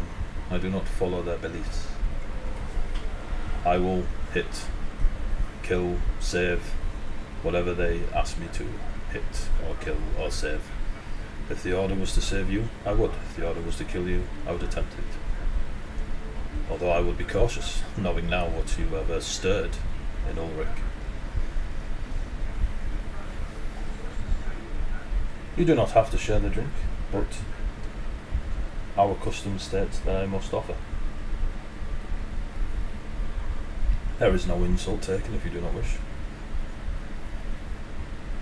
Then I thank you for fulfilling your custom, but I will have to decline this time.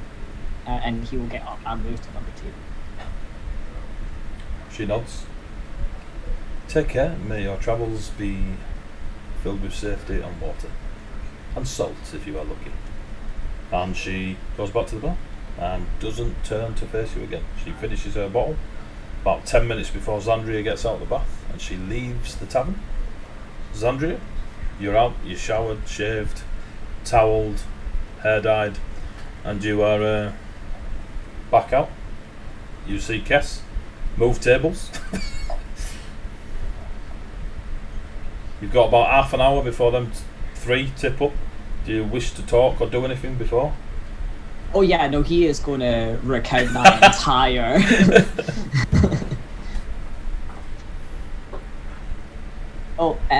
Jade. You're on mute. Jade. But we felt it. You felt it. You knew what I was saying, so it's fine. Yeah, Xandria's gonna. We're gonna sit at the table and listen to Cass recount. And yeah, he's just got basically verbatim, like, and then followed by a. Why would you think that? That was okay. I hope the others come back swiftly. Stranger things have happened, brother. Soon, Caspian. Soon. Just after the stranger things have happened, brother. It's just, I'm not entirely certain why I was referred to as a priestess. That's amused me some. You do your best with the teachings of Malika. It's another name. Yes, to add to the growing collection of names. I have to start writing them down. Names are important. You're quite right, names are incredibly important. Names have power.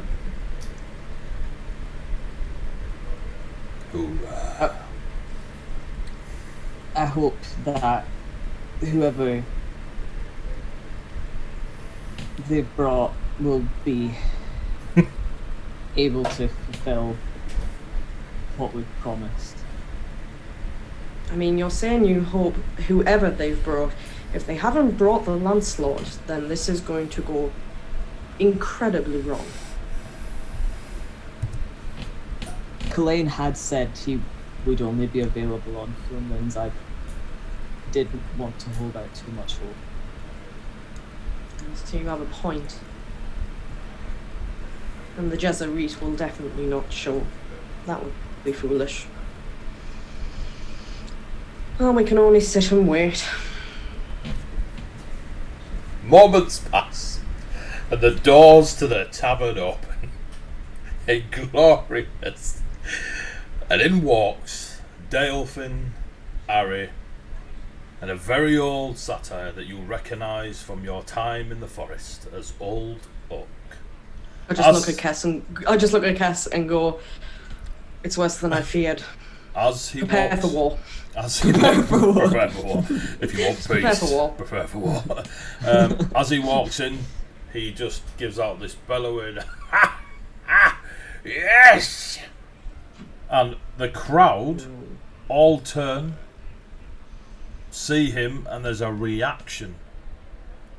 The crowd seem to be busier, more rowdy, boisterous. The music is coming from all directions, as if the tavern itself has come to life. He's not singing, dancing, nothing. But Ari, you recognise that sort of skill, merely in your magical talents that you've managed to hone. Oh shit, you've brought a bard. Yeah. And he looks across to Kess and Zandria. "Yes! Tsunami! Oh, Zandria, watch out for the tree. Ales all round. This one's paying." And points at Harry. Everyone's like, "Hooray!" There's a big cheer in the bar. Kess will pull a chair out for him. As Kess pulls the chair out, I will respectfully, Old Oak. Zandria, still heralding, aren't we? More than I would like to, it seems. It's good, it's good. So, young Pointy Tips here has asked me to speak for the Copper Forest. Apparently there's some diplomacy needs doing. I will look at Xandria and go, "Apparently the landlord is currently engaged with a rather large knight right now." It appears Ulrich has returned. I'm just saying, that sounds like a potential crime in terms of diplomacy, doesn't it? Exactly what I was thinking. I'm sure Lord Romerick and the others would be delighted to hear that the minute he threw his toys out of the pram and left, his first place to go was back to the Copper Forest to wreak havoc. All these drinks start getting passed out among the patrons in the tavern. Good, everyone's enjoying themselves, that's good. Different laws in the forest. Don't forget that when old Romerick, did you say? Yes, Lord Romerick. I don't know that name. Falcons, one of the birds. Yes, the representative of the House of Falcons. Oh, is this the one that's diploming with me? He is on the fence about the decision of war. Bloody painful sitting on the fence. I hope it's not a spiky one. Or maybe I do. Believe so. Maybe we should put him on a spiky fence. Where is he? Lord Romerick! He's not here, Old Oak. I need to have him retrieved from the other district. And then I just look at Ari and go, "Your old flame is over in the tea house, I believe." Oh, Ari, you dirty son. She has been ordered by her higher-ups to fetch Lord Romerick when we are ready. Are we ready then? We better get this done as quickly and as efficiently as possible. Time waits for no man. Where are we doing it, Tree Walker?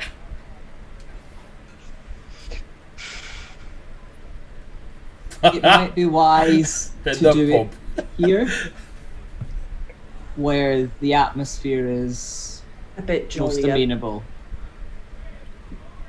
Yes, look at them. Look at the joy in their faces. And he summons, out of nowhere, just pulls his hand out of his robes, and he's got an acorn the size of an apple. And he just launches it into the crowd. You see nothing else? It just disappears into the crowd, this large acorn. That's going to be wonderful. So, can I eat while I'm waiting? Someone, and he looks at Delphin and Harry, stop me eating the fruits on the way in. I didn't stop you. We took them and we paid for it and it was fine. They were more than happy to have an expert taste their wares.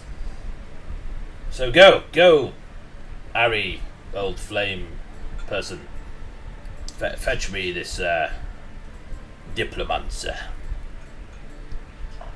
Harry hands his pouch of gold to Delphin because apparently he's paying for everything. Quite a sack on you there. Party funds. I'll go and pay for everything that's just happened, I guess. Cool, we'll get to that. So, Harry, you go to the tea house. Yeah. As you approach the tea house, Elva is stood there staring straight at you coming at her. And she is straight back, fists clenched at her side. Leopold is stood next to her looking a little bit like, well, this is going to go well. As you approach, you get within 10 feet maybe. And Elva is like... He doesn't get too close, might I just add. About 31 feet He doesn't away, get too close. He's not completely dumb. How close do you get? Do you get within 10 feet? Yeah. 35. Like within like... She can only do 30 at a max. can't she? Yeah, within like touching distance, like So, arm's length, like You- 5 feet. so you get within 5 feet of her, yeah? Hmm. When you said you was going to ask people to speak, I didn't think you... But you did say... This is a mess. This is a mess. Did you see how... Were you there? Were you even there? Did you even show up or did you run away? What's that? Did you see everything? Did you see what happened? No, because we went to go and get the diplomats that we need to actually negotiate with. Oh, so I suppose you want me to jump on my tails and just go and get Lord Romerick now, yeah? I mean, we went to go and get the diplomat that was asked for. I just...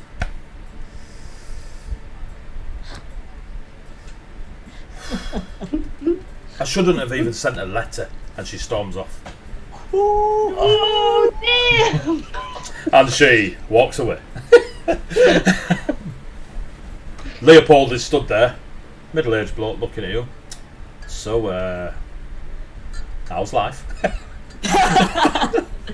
Casual con. He looks at you, in all seriousness, he looks at you and he's like, Lord Rycroft. Leopold? My apologies for not recognising you earlier. Elva has informed me of who you are. I'm happy to see you well. I haven't gone by that name for a long time. I prefer Harry. My apologies, Lord Harry. You don't need the Lord either, it's fine.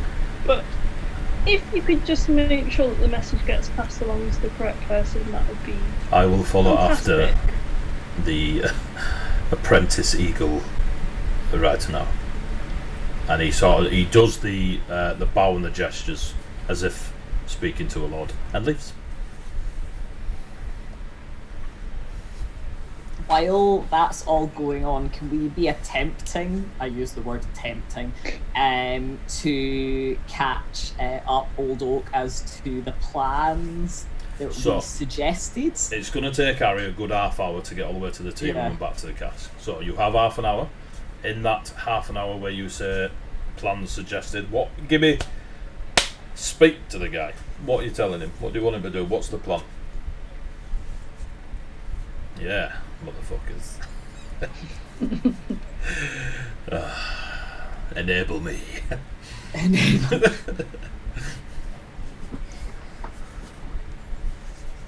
The humans are having difficulties with the people to the east. I love this song. The demons. The demons, correct. Play it louder. The humans are he's like the humans are having Not you, Tsunami. Oi, you, pointy ears. And he shouts across the Delphin. Pay the bard to be louder. Lord Oak, could you please pay attention? This is rather important. The demons in the east are at war with the humans here, as they always have been. That's why the wall's there, girl.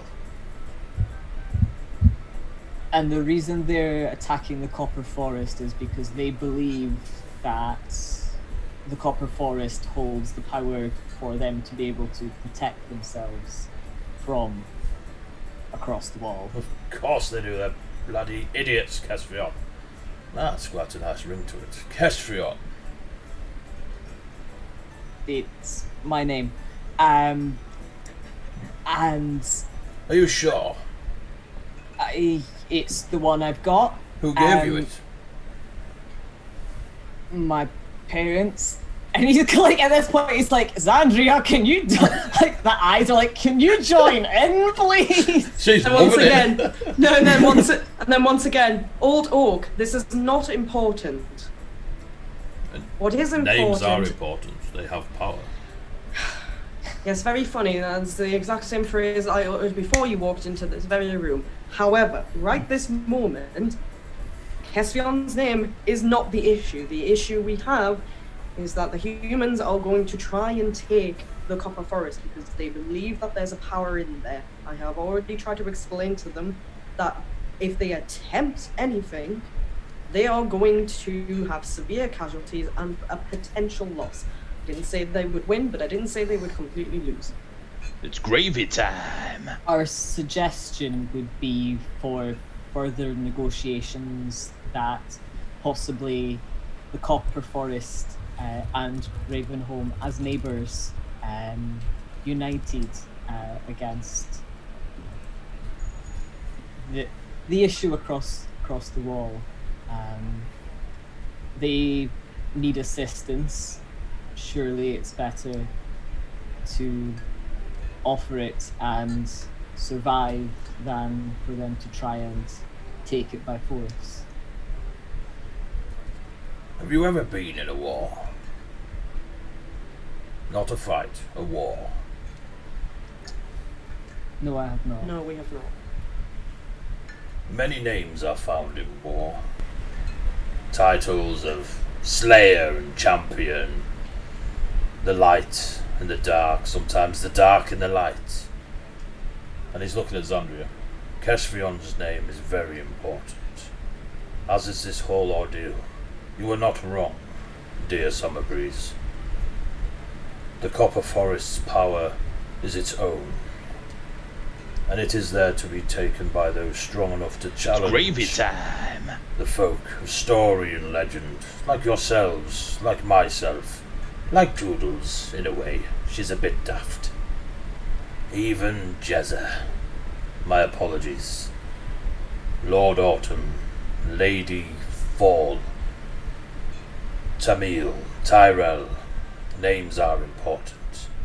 I pay attention to everything, dear Summer Breeze children.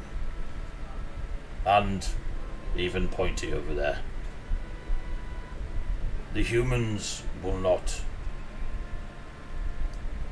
no matter the outcome of this diploming, the big one, currently now in our realm, facing off yet again against Kalain, the mighty Lancelot, a name given to him by an old satyr long ago. And he sort of makes a little smug smile. But even the mighty Lancelot will fall one day. The humans of Ravenholme made promises to the fiends to the east and did not pay. That is why they only rule Ravenholme and not an empire under the King Reinhardt. This diplomatic talk I have with Mario Remark, a human Romerick. I'll get it right on the day, don't worry. Even if he agrees, even if all his armies stand aside and say, no, we won't fight, this Ulrich, those of the beast, the things they do to humans to hybrid them with animals. They will still come for the power, for they crave it. There will be a war between the Copper Forest and these humans of Ravenholme. It's just how many warriors, soldiers, healers, wizards and warlocks.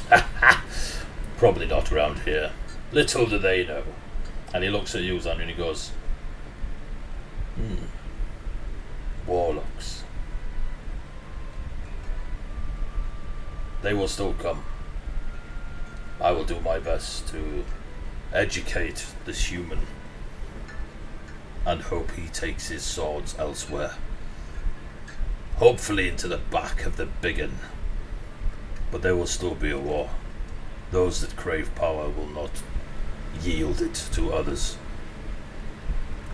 We can only minimise the fallout at this point. You I can understand. indeed. And how else can you minimise such things? Head off the snake. Buy them off. Kill them all in their sleep. You, Xandria, you have the wrath of summer roaring through your veins in every word, whether it be peaceful or offensive. I can feel it, see it. I can read the story of your entire being. I see Maliki all over you, within you, around you. She has chosen well. How would you deal with such a problem?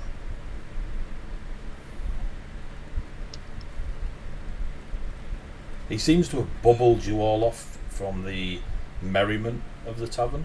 Like, you look away from the table and it is boisterous as, but that sound doesn't seem to get to you. Yeah, it's muffled, Yeah. like being underwater. Yeah. Yeah. Firstly, by starting with minimizing the amount of houses that would fight against the Copper Forest. There will be inevitably two that will not back down. And that is the House of the Red Lady and the House of Torn. Ah, political. Those are the two houses that will be causing problems, no matter what happens. Those are the two that need to be taken care of, whether it is through our hands or left to the realm of Ravenholme to deal with in what can only be described as civil war. So you What choose matters is political strategy. to begin with, but that is not the be-all, end-all of the situation. There are many chapters to war. Like any good story. How about you, Kesvion?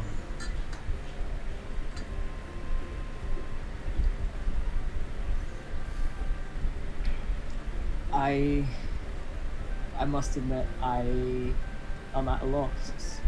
I'm very good at following the orders of others, less so at formulating them myself. Okay, I bring an army down upon the desert lands. Your army on the other side. Please go with the scene. Where do you stand, Kesvion? Left, right, centre, in the back ranks, up front? At the front, In the middle, on the left, the right? depends what's in front of me. The enemy. It is a simple question. Not deep tactics or strategies. Not games played with generals. Then the centre. You are a leader, Kesvion, if not by word, then by action. You are and will be the tsunami.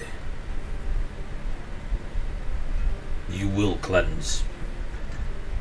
You are here to do so. And your dear sister here is a heralding of such cleansing. My, I cannot wait for your two stories. And you, sir, he looks across the Delphin, do you always bring this much company? You know what he's referring to. Raised, yeah, I'm gonna give him a raised brow and go. Not intentionally. Never is. Tag-alongs, I say, every one of them. Be your own, Delphin. Ah, said your name. Thank you. So, We'll just get a what the fuck look across to Zandria like. look, the old flame's back. Harry, you walk in the tavern. What? Old flame, new flame. Who knows? Oh. Join us, drink. Harry. You're running quite a tab there. All the music rushes back now, no more bubble.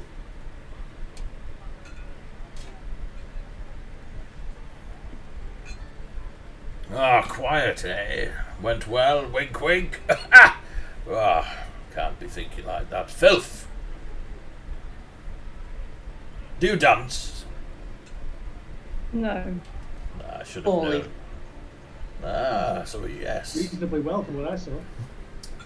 I don't know. I saw a very talented Kenku, and a not so talented swashbuckler. Harry holds out his hand to Zandria. Join me? You want me to dance with you? Do you want to back down from a challenge, Andrew? Oh! What was that? I never back down from a challenge, Delphin, and I just take Harry's hand, just like. Oh! Old Orc just looks across the Delphin. Well played, boy. Well played. Thank you. This entire campaign is just Delphin trying to get Zandria and Harry together. I swear. Harry and Zandria. One of you, I will ask, because I know what Zandria's like, who leads the dance? Harry will try. Does, Harry will try. does Zandria allow Harry to lead the dance? Zandria will allow Harry to lead, but at any point does it look like he's gonna fuck up. She's just gonna be like, "You're doing it wrong." Cool. So Harry, roll a performance check with advantage. You have Oh, rerolls. damn. Okay. Yeah, we have rerolls. You do have 2 rerolls. What did you use rerolls on this week, guys? Dancing. You didn't do any combat. No, dancing. Did you use it on politics? Dancing. I will take the reroll because I only rolled a 10 at advantage. Jesus. Roll them both again because it's a reroll. Fucking. That's better. That would be a dirty 20. Oh no, we're not calling it the Harry courting ritual. Stop it! Let the games begin. So, you there, something with a bit of hip into it. And he shouts across to the bard. And the bard sort of looks like completely like, I don't know anything. Do it now! And he just starts playing. And a couple of his friends just join in and they're clapping and singing and dancing. And it gets a bit, Spanish Django, if that's such a thing, if it is now. And Harry and Zandria, they begin to dance. It's fucking incredible. It is nothing like what Harry did with Griff. It's almost like you take the booze out of Harry's hands and put And he's good. somebody else in his hands. He turns on the charm. And you see Zandria matching step for step, Harry matching step for step, and they are in a almost competitive dance routine where both of them are trying to get 10 out of 10. It goes for about 8 minutes, does this dance. It is full on. Zandria, give me a constitution save as the dance comes to a close. Knew you were going to say that. Do you want a check or a save? Sorry. Save. Ooh, 19! Cool. You are very aware that as the song comes to an end and you spin, you twist, there is a moment that Harry has you in his arms, but then a moment later you've spun round and you're holding Harry, and then you come round and you both have a 50-50 split of the dance where the leading and allowed to be led is done, which is just as important as leading, if you ask me. And then at the end of the dance, you do a little finish. Neither of you are knelt. You do a little finish. Everyone just erupts. Old Orc is going fucking bananas. Woo! Ooh, ooh, ooh, ooh. Right? Everyone joins in. There's clapping. There's dancing. Old Orc starts snapping his fingers. Throw them in! And everyone's like, throw what in? And he starts. Roses start appearing, and they're just throwing them into the circle. Ah, what a cantrip! Yes, well played, well played. At the end of that, Zandria, you are very aware you are on the fucking cusp of passing out, and may need to excuse yourself for a rest, or pass out is your choice. Competitive lady.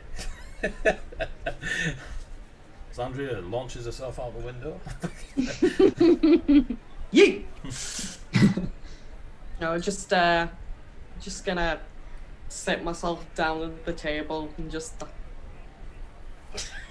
Champion. Cass, you've seen this before in Zandria when she's training and such martially. You are very aware that your sister is on edge, or at that limit. Harry, Zandria, you put on a great dance. Wow, bloody hell! That was good. So when I said, "Can you dance?" or "Do you dance?" I think the answer is yes. I must admit, I take back my earlier comment. That was rather good, Anne. Yeah, that was pretty cool. Not gonna lie. Well, if I had a knife, I'd cut it. So, when Romerick, I'll get it right on the day. Romerick. I'm paying attention. Romerick, when he gets here, we'll have a chinwag and I'll get him to change his mind. He should be on his way. How big's Both the town? representatives are on their way to go and get him. Ah, good. Old Flame. How'd that go? You don't look happy. Thought you Got the rich job folk done. are always happy.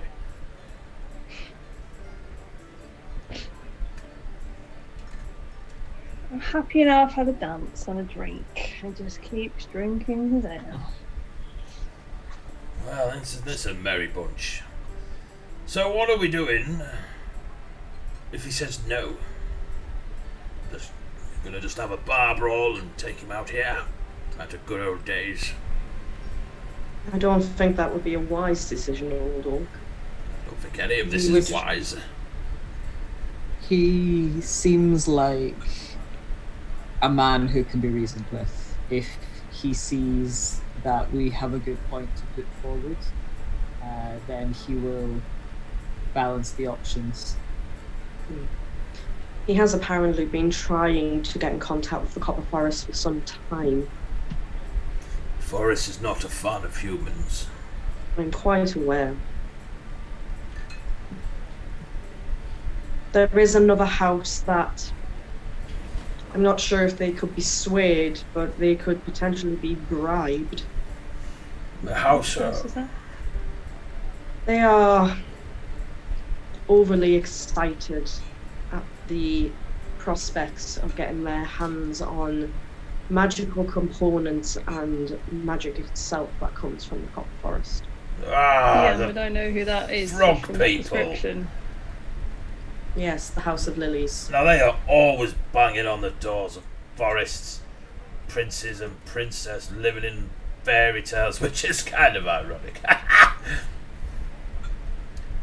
Yes, I know of the House of Lily Pads, Lilies, whatever they call themselves these days. Lily. And yes, they are excitable. Crazy, if you ask me. Absolute batshit. I are am excited. not disputing that claim. There's literally Powerful. my notes.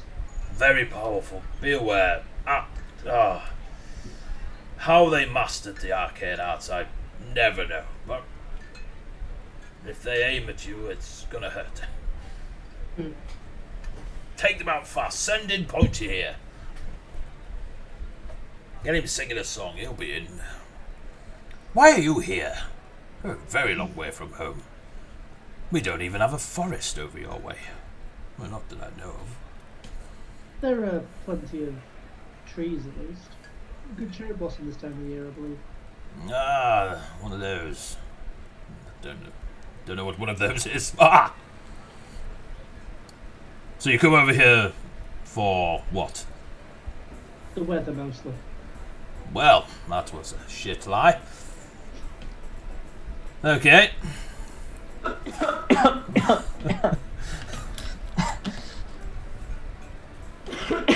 So, Harry, how do you feel, Old Flame, about burning down my forest?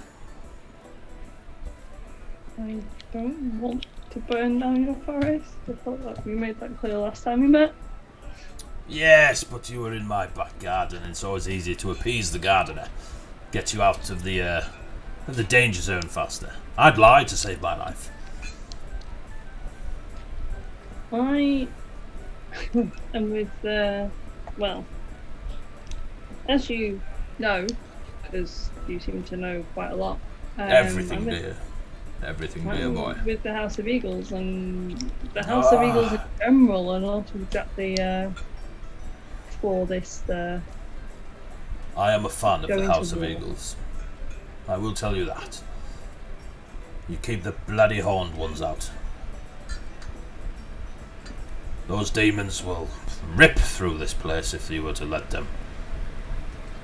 Your house is doing a grand job. Why aren't you there, stabbing things? I haven't been there for a long time. Ah, lazy. Lazy? Yes, are you lazy? No. You just don't want to help? Okay. Right over there with Pointy, I understand. He looks at Xandria and Kess. You've got a job on here. Summer Breeze children, I'll tell you that. Is it because we keep adopting people that seem to be running away from something? Well, if you're going to be blunt about it, yes, these two lunatics. Yes, I'm quite aware of their situations. Although tactically, you'll survive more fights if you run away. Sometimes you need to run towards, though. Exactly, Tsunami. Always I was going to say, eventually you'll get caught regardless. Kids these days. Well, I'm gonna go dance. You there, play ball. Something slow. Crying out loud. Backflipping days are over. And he gets from the table and he goes into the crowd and he starts dancing with any fucker within a 3-foot radius. And he'll just start hitting them with his stick gently. Come on, faster, slower, slower. And he leaves you to your table. I'm going to keep an eye on and make sure no one tries anything stupid. Good luck. Good luck to them, I say.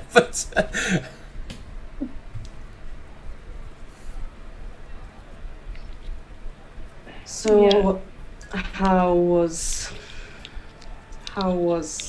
Elva then? Pissed off.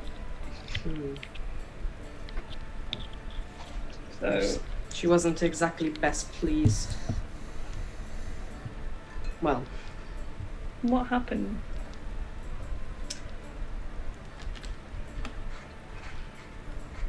I think Ulrich may have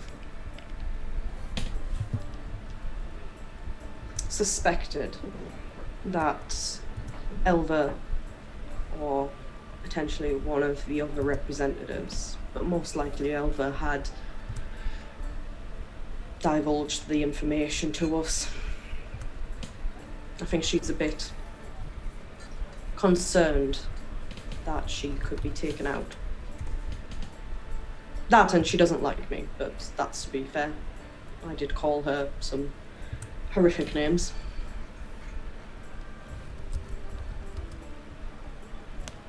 But without her inside information, without you, we wouldn't be in the position we're in. And an all-out war could have started. You have aided us a great deal at your own expense. We thank you.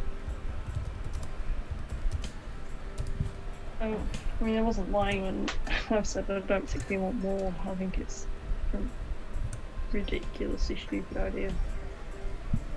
You're right, it is a ridiculously stupid idea to march upon the Feywilds. Hopefully we can stop that. Or at least reduce the army that is marching.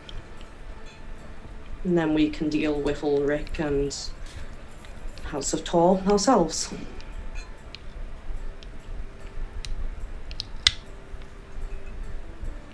So now we deal with him better. Ulrich is apparently occupying the Lancelot currently.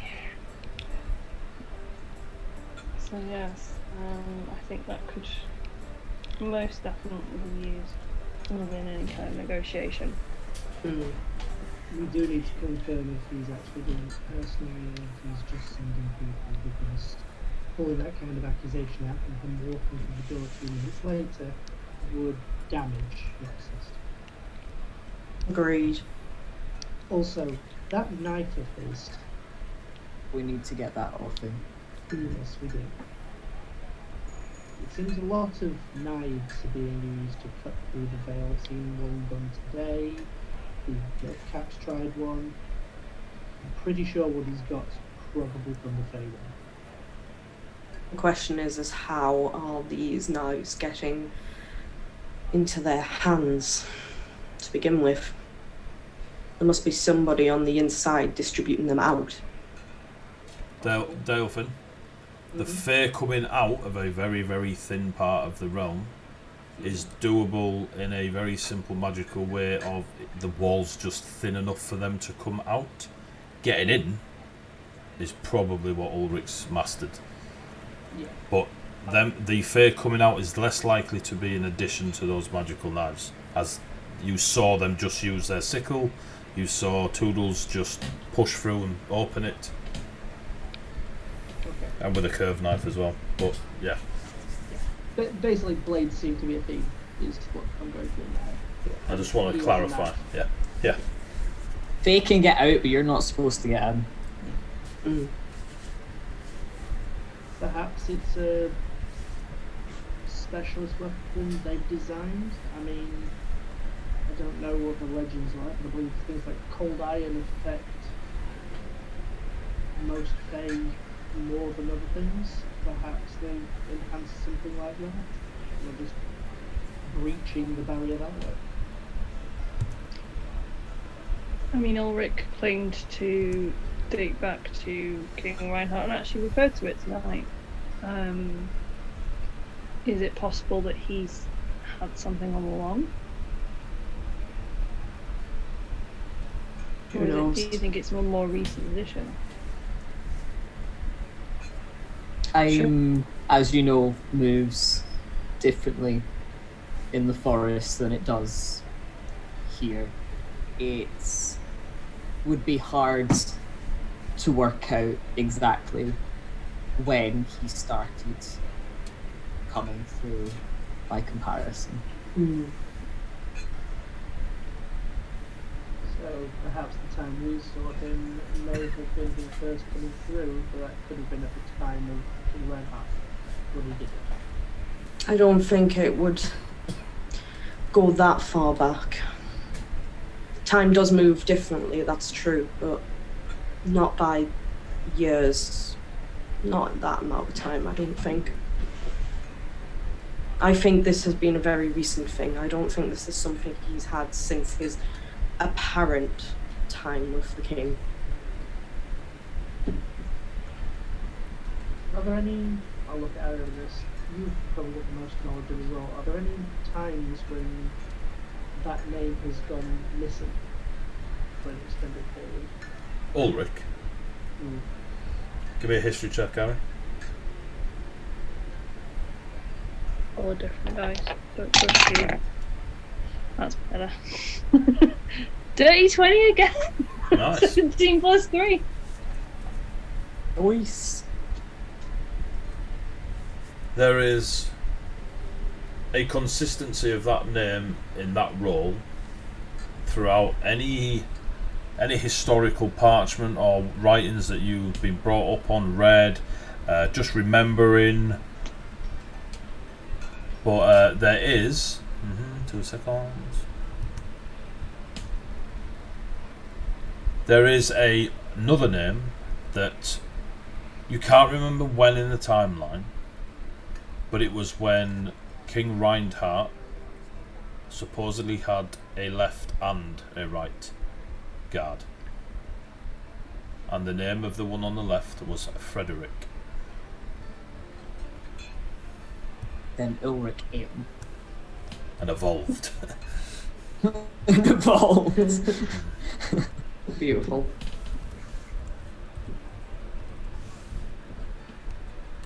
Is there any mention of what might have happened to Frederick, or any reason why he's kind of just fallen out of most writings? There is all you can pull from your memory is the fact that at some point Reinhardt walked with a right hand, which was Ulrich, and a left hand, which was Frederick. But there, you can't think of any tale or teaching that told you when that stopped. But Ulrich has consistently been around, or at least Ulrich Steinson. Mm-hmm. No surname on Frederick.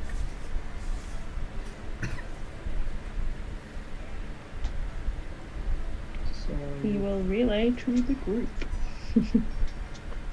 if there's no noticeable point, then either there is a level of cover up for the sake of the peace, or our boy Ulrich has found a way of getting in and out of the Feywild without time damage, which is possibly worse.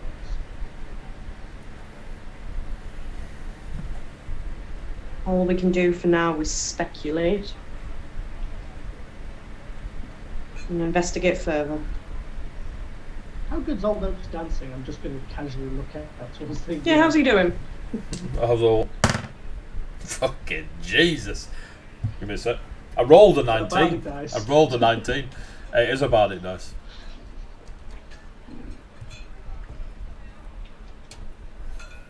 It's fucking badass.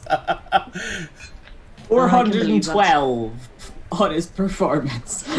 So I rolled a 19, and he danced better than Harry. That's all you need to know. Yeah. I say better than Harry. It's very different because he has multiple partners. It's gravy time. That he is DM Jitterbelly. Thank you for the follow. Yeah, you see Old Oak. He's on there, full on, like, you know, trying to jig around, dad dancing the crap out of this tavern, and people are loving it. He's speaking to them. He's throwing a few insults, but they just can't get enough of him. You lot know he's an old Satyr. You can see clearly that he's a hunched over Satyr just because you know he's a Satyr. Everyone else just sees this old gobby entertainer, and he's rocking around, and he just doesn't seem to tire. He's moving well. He's got a fair amount of dexterity about him, probably more so in dance than fight. But yeah, he's doing all right. Oh, that's good. You notice, Delphin, as you're watching Old Oak while people are talking, you notice him dancing with a female dressed very similar in the fashion of Harry, with long dark hair and a ponytail. And she's just dancing away, pale face. You can clearly see her fangs, she's not hiding them. No one gives three toffees that there is clearly a vampire in the town. They have a bit of a dance, and yeah, he's dancing away, and then he'll move on to someone else. He dances with everyone. Just going to lean back to you. Do you ever get the impression that you're being spied on?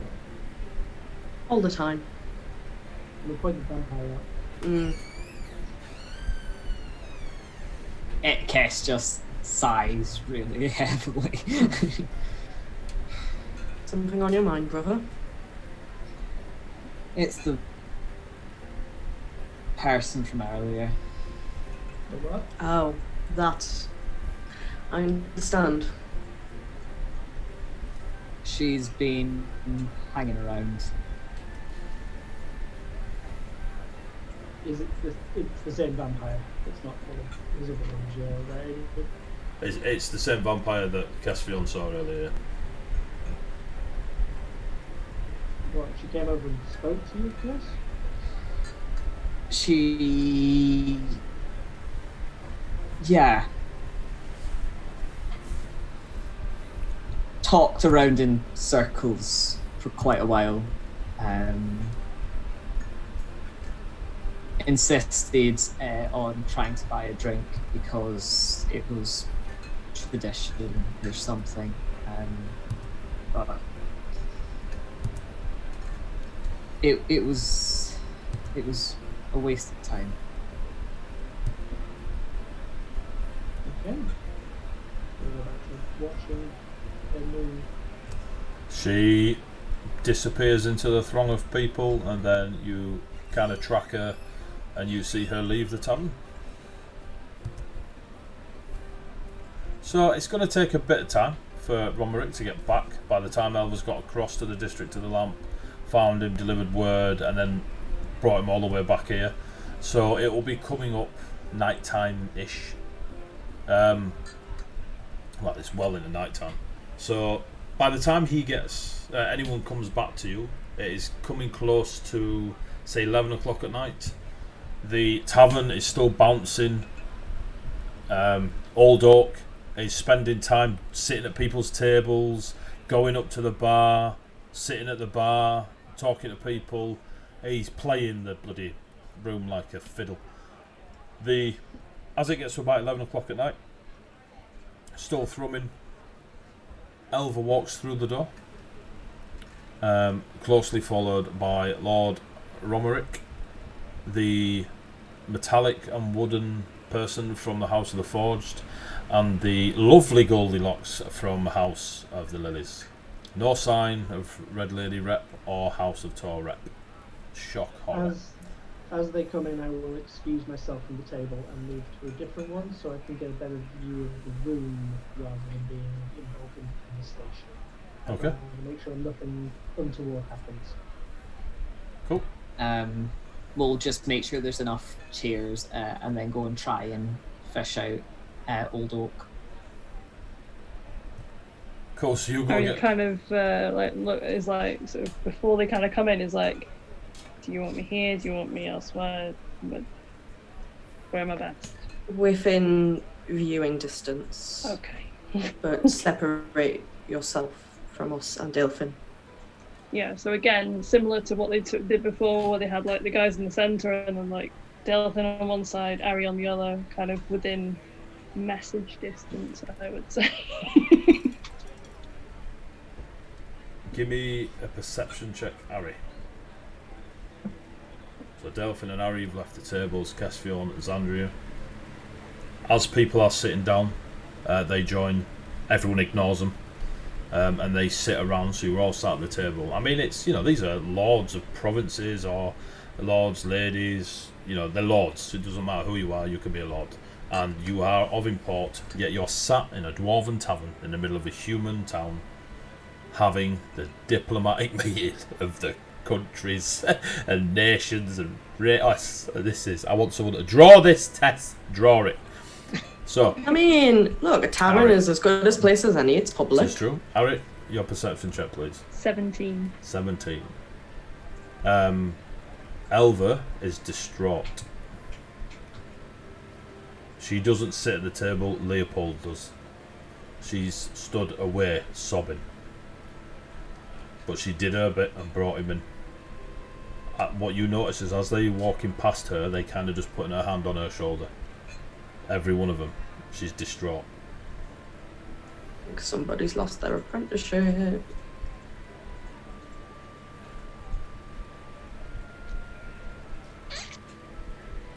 Do you act on it? Hmm? do you act on it?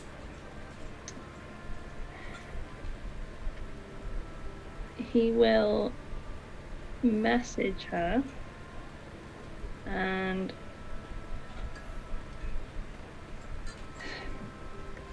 he will say, meet me after this.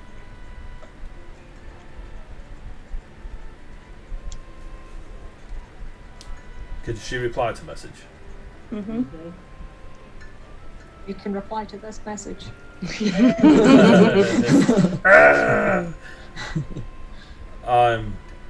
You get back. I'm leaving now. I have something for you. I'm sorry.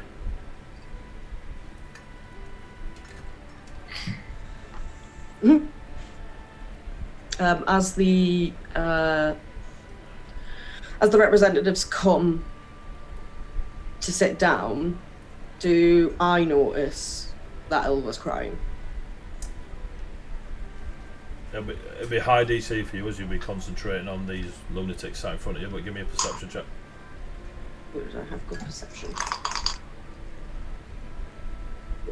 23. I could only get 1 point higher, so. You don't notice she's distraught, you just notice that she's shed tear. Okay. As the diplomats sit down, I'm going to look to the representative of the House of Eagles and just, is Lady Elva not joining us? We have lost a great leader in the Eagles, and Elva is to return home and take on her new duties. And what duties would those be? Lady Elva is now the first Eagle. I am sorry for the loss. Can that be heard from where I am? Nope. Right. Give me a perception check, maybe Sky Eye. You're in a thrumming tavern, moved away from him to watch the room. I mean, I rolled a 19, but I've got a -1. Ah, right, yeah, you needed a 20. So yeah. You I see them will- conversing, but you don't hear the words. I am sorry for the loss, and then I just kind of put my hands on the table and start to get up and just go, please excuse me for one moment, I would at least like to pass on condolences. Of course. You even noticed Leopold had a moment of, hit by it, but he don't. The rest of them are very just formal, respectful. Are you heading over to Elva? I will just go to Elva, yeah. As you approach, she straightens up, straight sorts herself out. And then I just put my hand out and shake my head. You do not need to straighten yourself. I am truly sorry for the loss. She sort of opens her mouth to retort, but then backs in a little bit. So thank you. I am sorry for any harshness I showed you before. You're quite quick of tongue. I'm not used to it. Regardless of the outcome of tonight, regardless of what is to come, please be aware that myself and my people are eternally grateful for the information you passed on. The wall protects both our people, and I will do my best to keep that wall standing. And I wish you luck in convincing Romerick. But be aware, Ulrich is not known for he does his own thing. The only one he listens to is the Red Lady, and she is a goddess. I will heed those words. Safe journey back, and strength be with you. I don't have the strength to do it, and I'm happy to meet Ari later. Not tonight, but another time. Could you please pass in this? And she hands you a fucking ornate, beautiful rolled up scroll case with the parchment rolled up in it. It is not a letter from me. It is a letter he needs to read, not for me to speak the words. Of course, I will make sure it is received. She turns to leave, then looks back at you. You're alright. You are okay, Zandria. And she does a little smile and she leaves the tavern. And you have got a fucking beautiful scroll. I mean, it's worth a few pennies. You want to trade it in, you know what I mean? I'm just gonna pop it on the inside of my outfit, and I'm going to return to the table. You return to the table. You sit down. Caspian, you go and get Old Oak. What do you want, lad? Oh, they're here. Is it time, is it? It is indeed. Right, Lord Roger, I've got this. Let's go. And he comes and sits at the table, and he sort of sits next to Zandri, and he's looking across. They're all looking at him a little bit like, what the fuck is this? He looks across. And before we entertain discussions, I'm going to call the session there. Because it is 11:05 and we only play to about 11. Holy shit. Thank you so much for the viewers. We had a really high, we were up into the 30s right at the end there. Thank you so much for the people that have watched. I really hope you've enjoyed the episode, session, whatever you want to call it.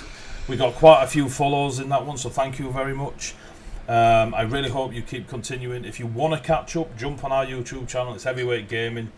You can watch all the other 13 sessions. Brilliant. It's really good. We're really enjoying this story. We're telling it together. It's fucking brilliant. I'm really enjoying it. Who knows, might get a fight next week in a tavern. So thank you very much for watching. Please continue to watch. Tell your friends. Get them in here. This community's been building since about March. It's overwhelming. It's gravy humbling. time. Thank you very much. According to Robin, yes, legendary. Yeah, I got that right. So thank you very much for the follow. This community's ace. Thank you so much. It's building and building. Loads of credit to the players that play in the shows. I'll take a bit of credit, but thank you so much. You're a brilliant little community, and I love being a geek with you lot. Watch out for our 48-hour charity stream next at the end of August. We'll be shouting about that. We're going to raise a few quid for a couple of charities to look after kids, pride, and mental health. Mind, Rainbow Trust, and Mermaids. Go check them out. Loads of information there. You can donate and all that loving. Just keep checking us out. I'll keep shouting about it. You should see it. We stream every night. Loads of tabletop. Pick one you like. Stick to it. Give them a shout out. Usually DM'd by myself every now and then, like Jade did Vampire, etc. You can go see that on YouTube. I'm going to stop waffling now because I want to go because it's 7 minutes past 11. Love you all. Oh, we're going to raid. We're going to raid Ashana, our sponsor, who is, she's still on. So please stick around. I'm just going to raid. Oh, where have you gone, Ashana? Where have you gone? The title says Chickens, Cows, Earth, and Hollow Knight. What could possibly go wrong? Oh my. Is that one of our episode titles? Yeah, stolen title. So, please, we're going to stick around and raid. Thank you so much for joining us, and I hope you join us next Tuesday as well. Irish Dad, if you're still around, I'll send you a couple of bits and bobs to help you with Roll20. There's hundreds of people on there looking for players. It's really good community to jump on and get some games going. So, see you later, kids, and say goodbye, players. Goodbye, players.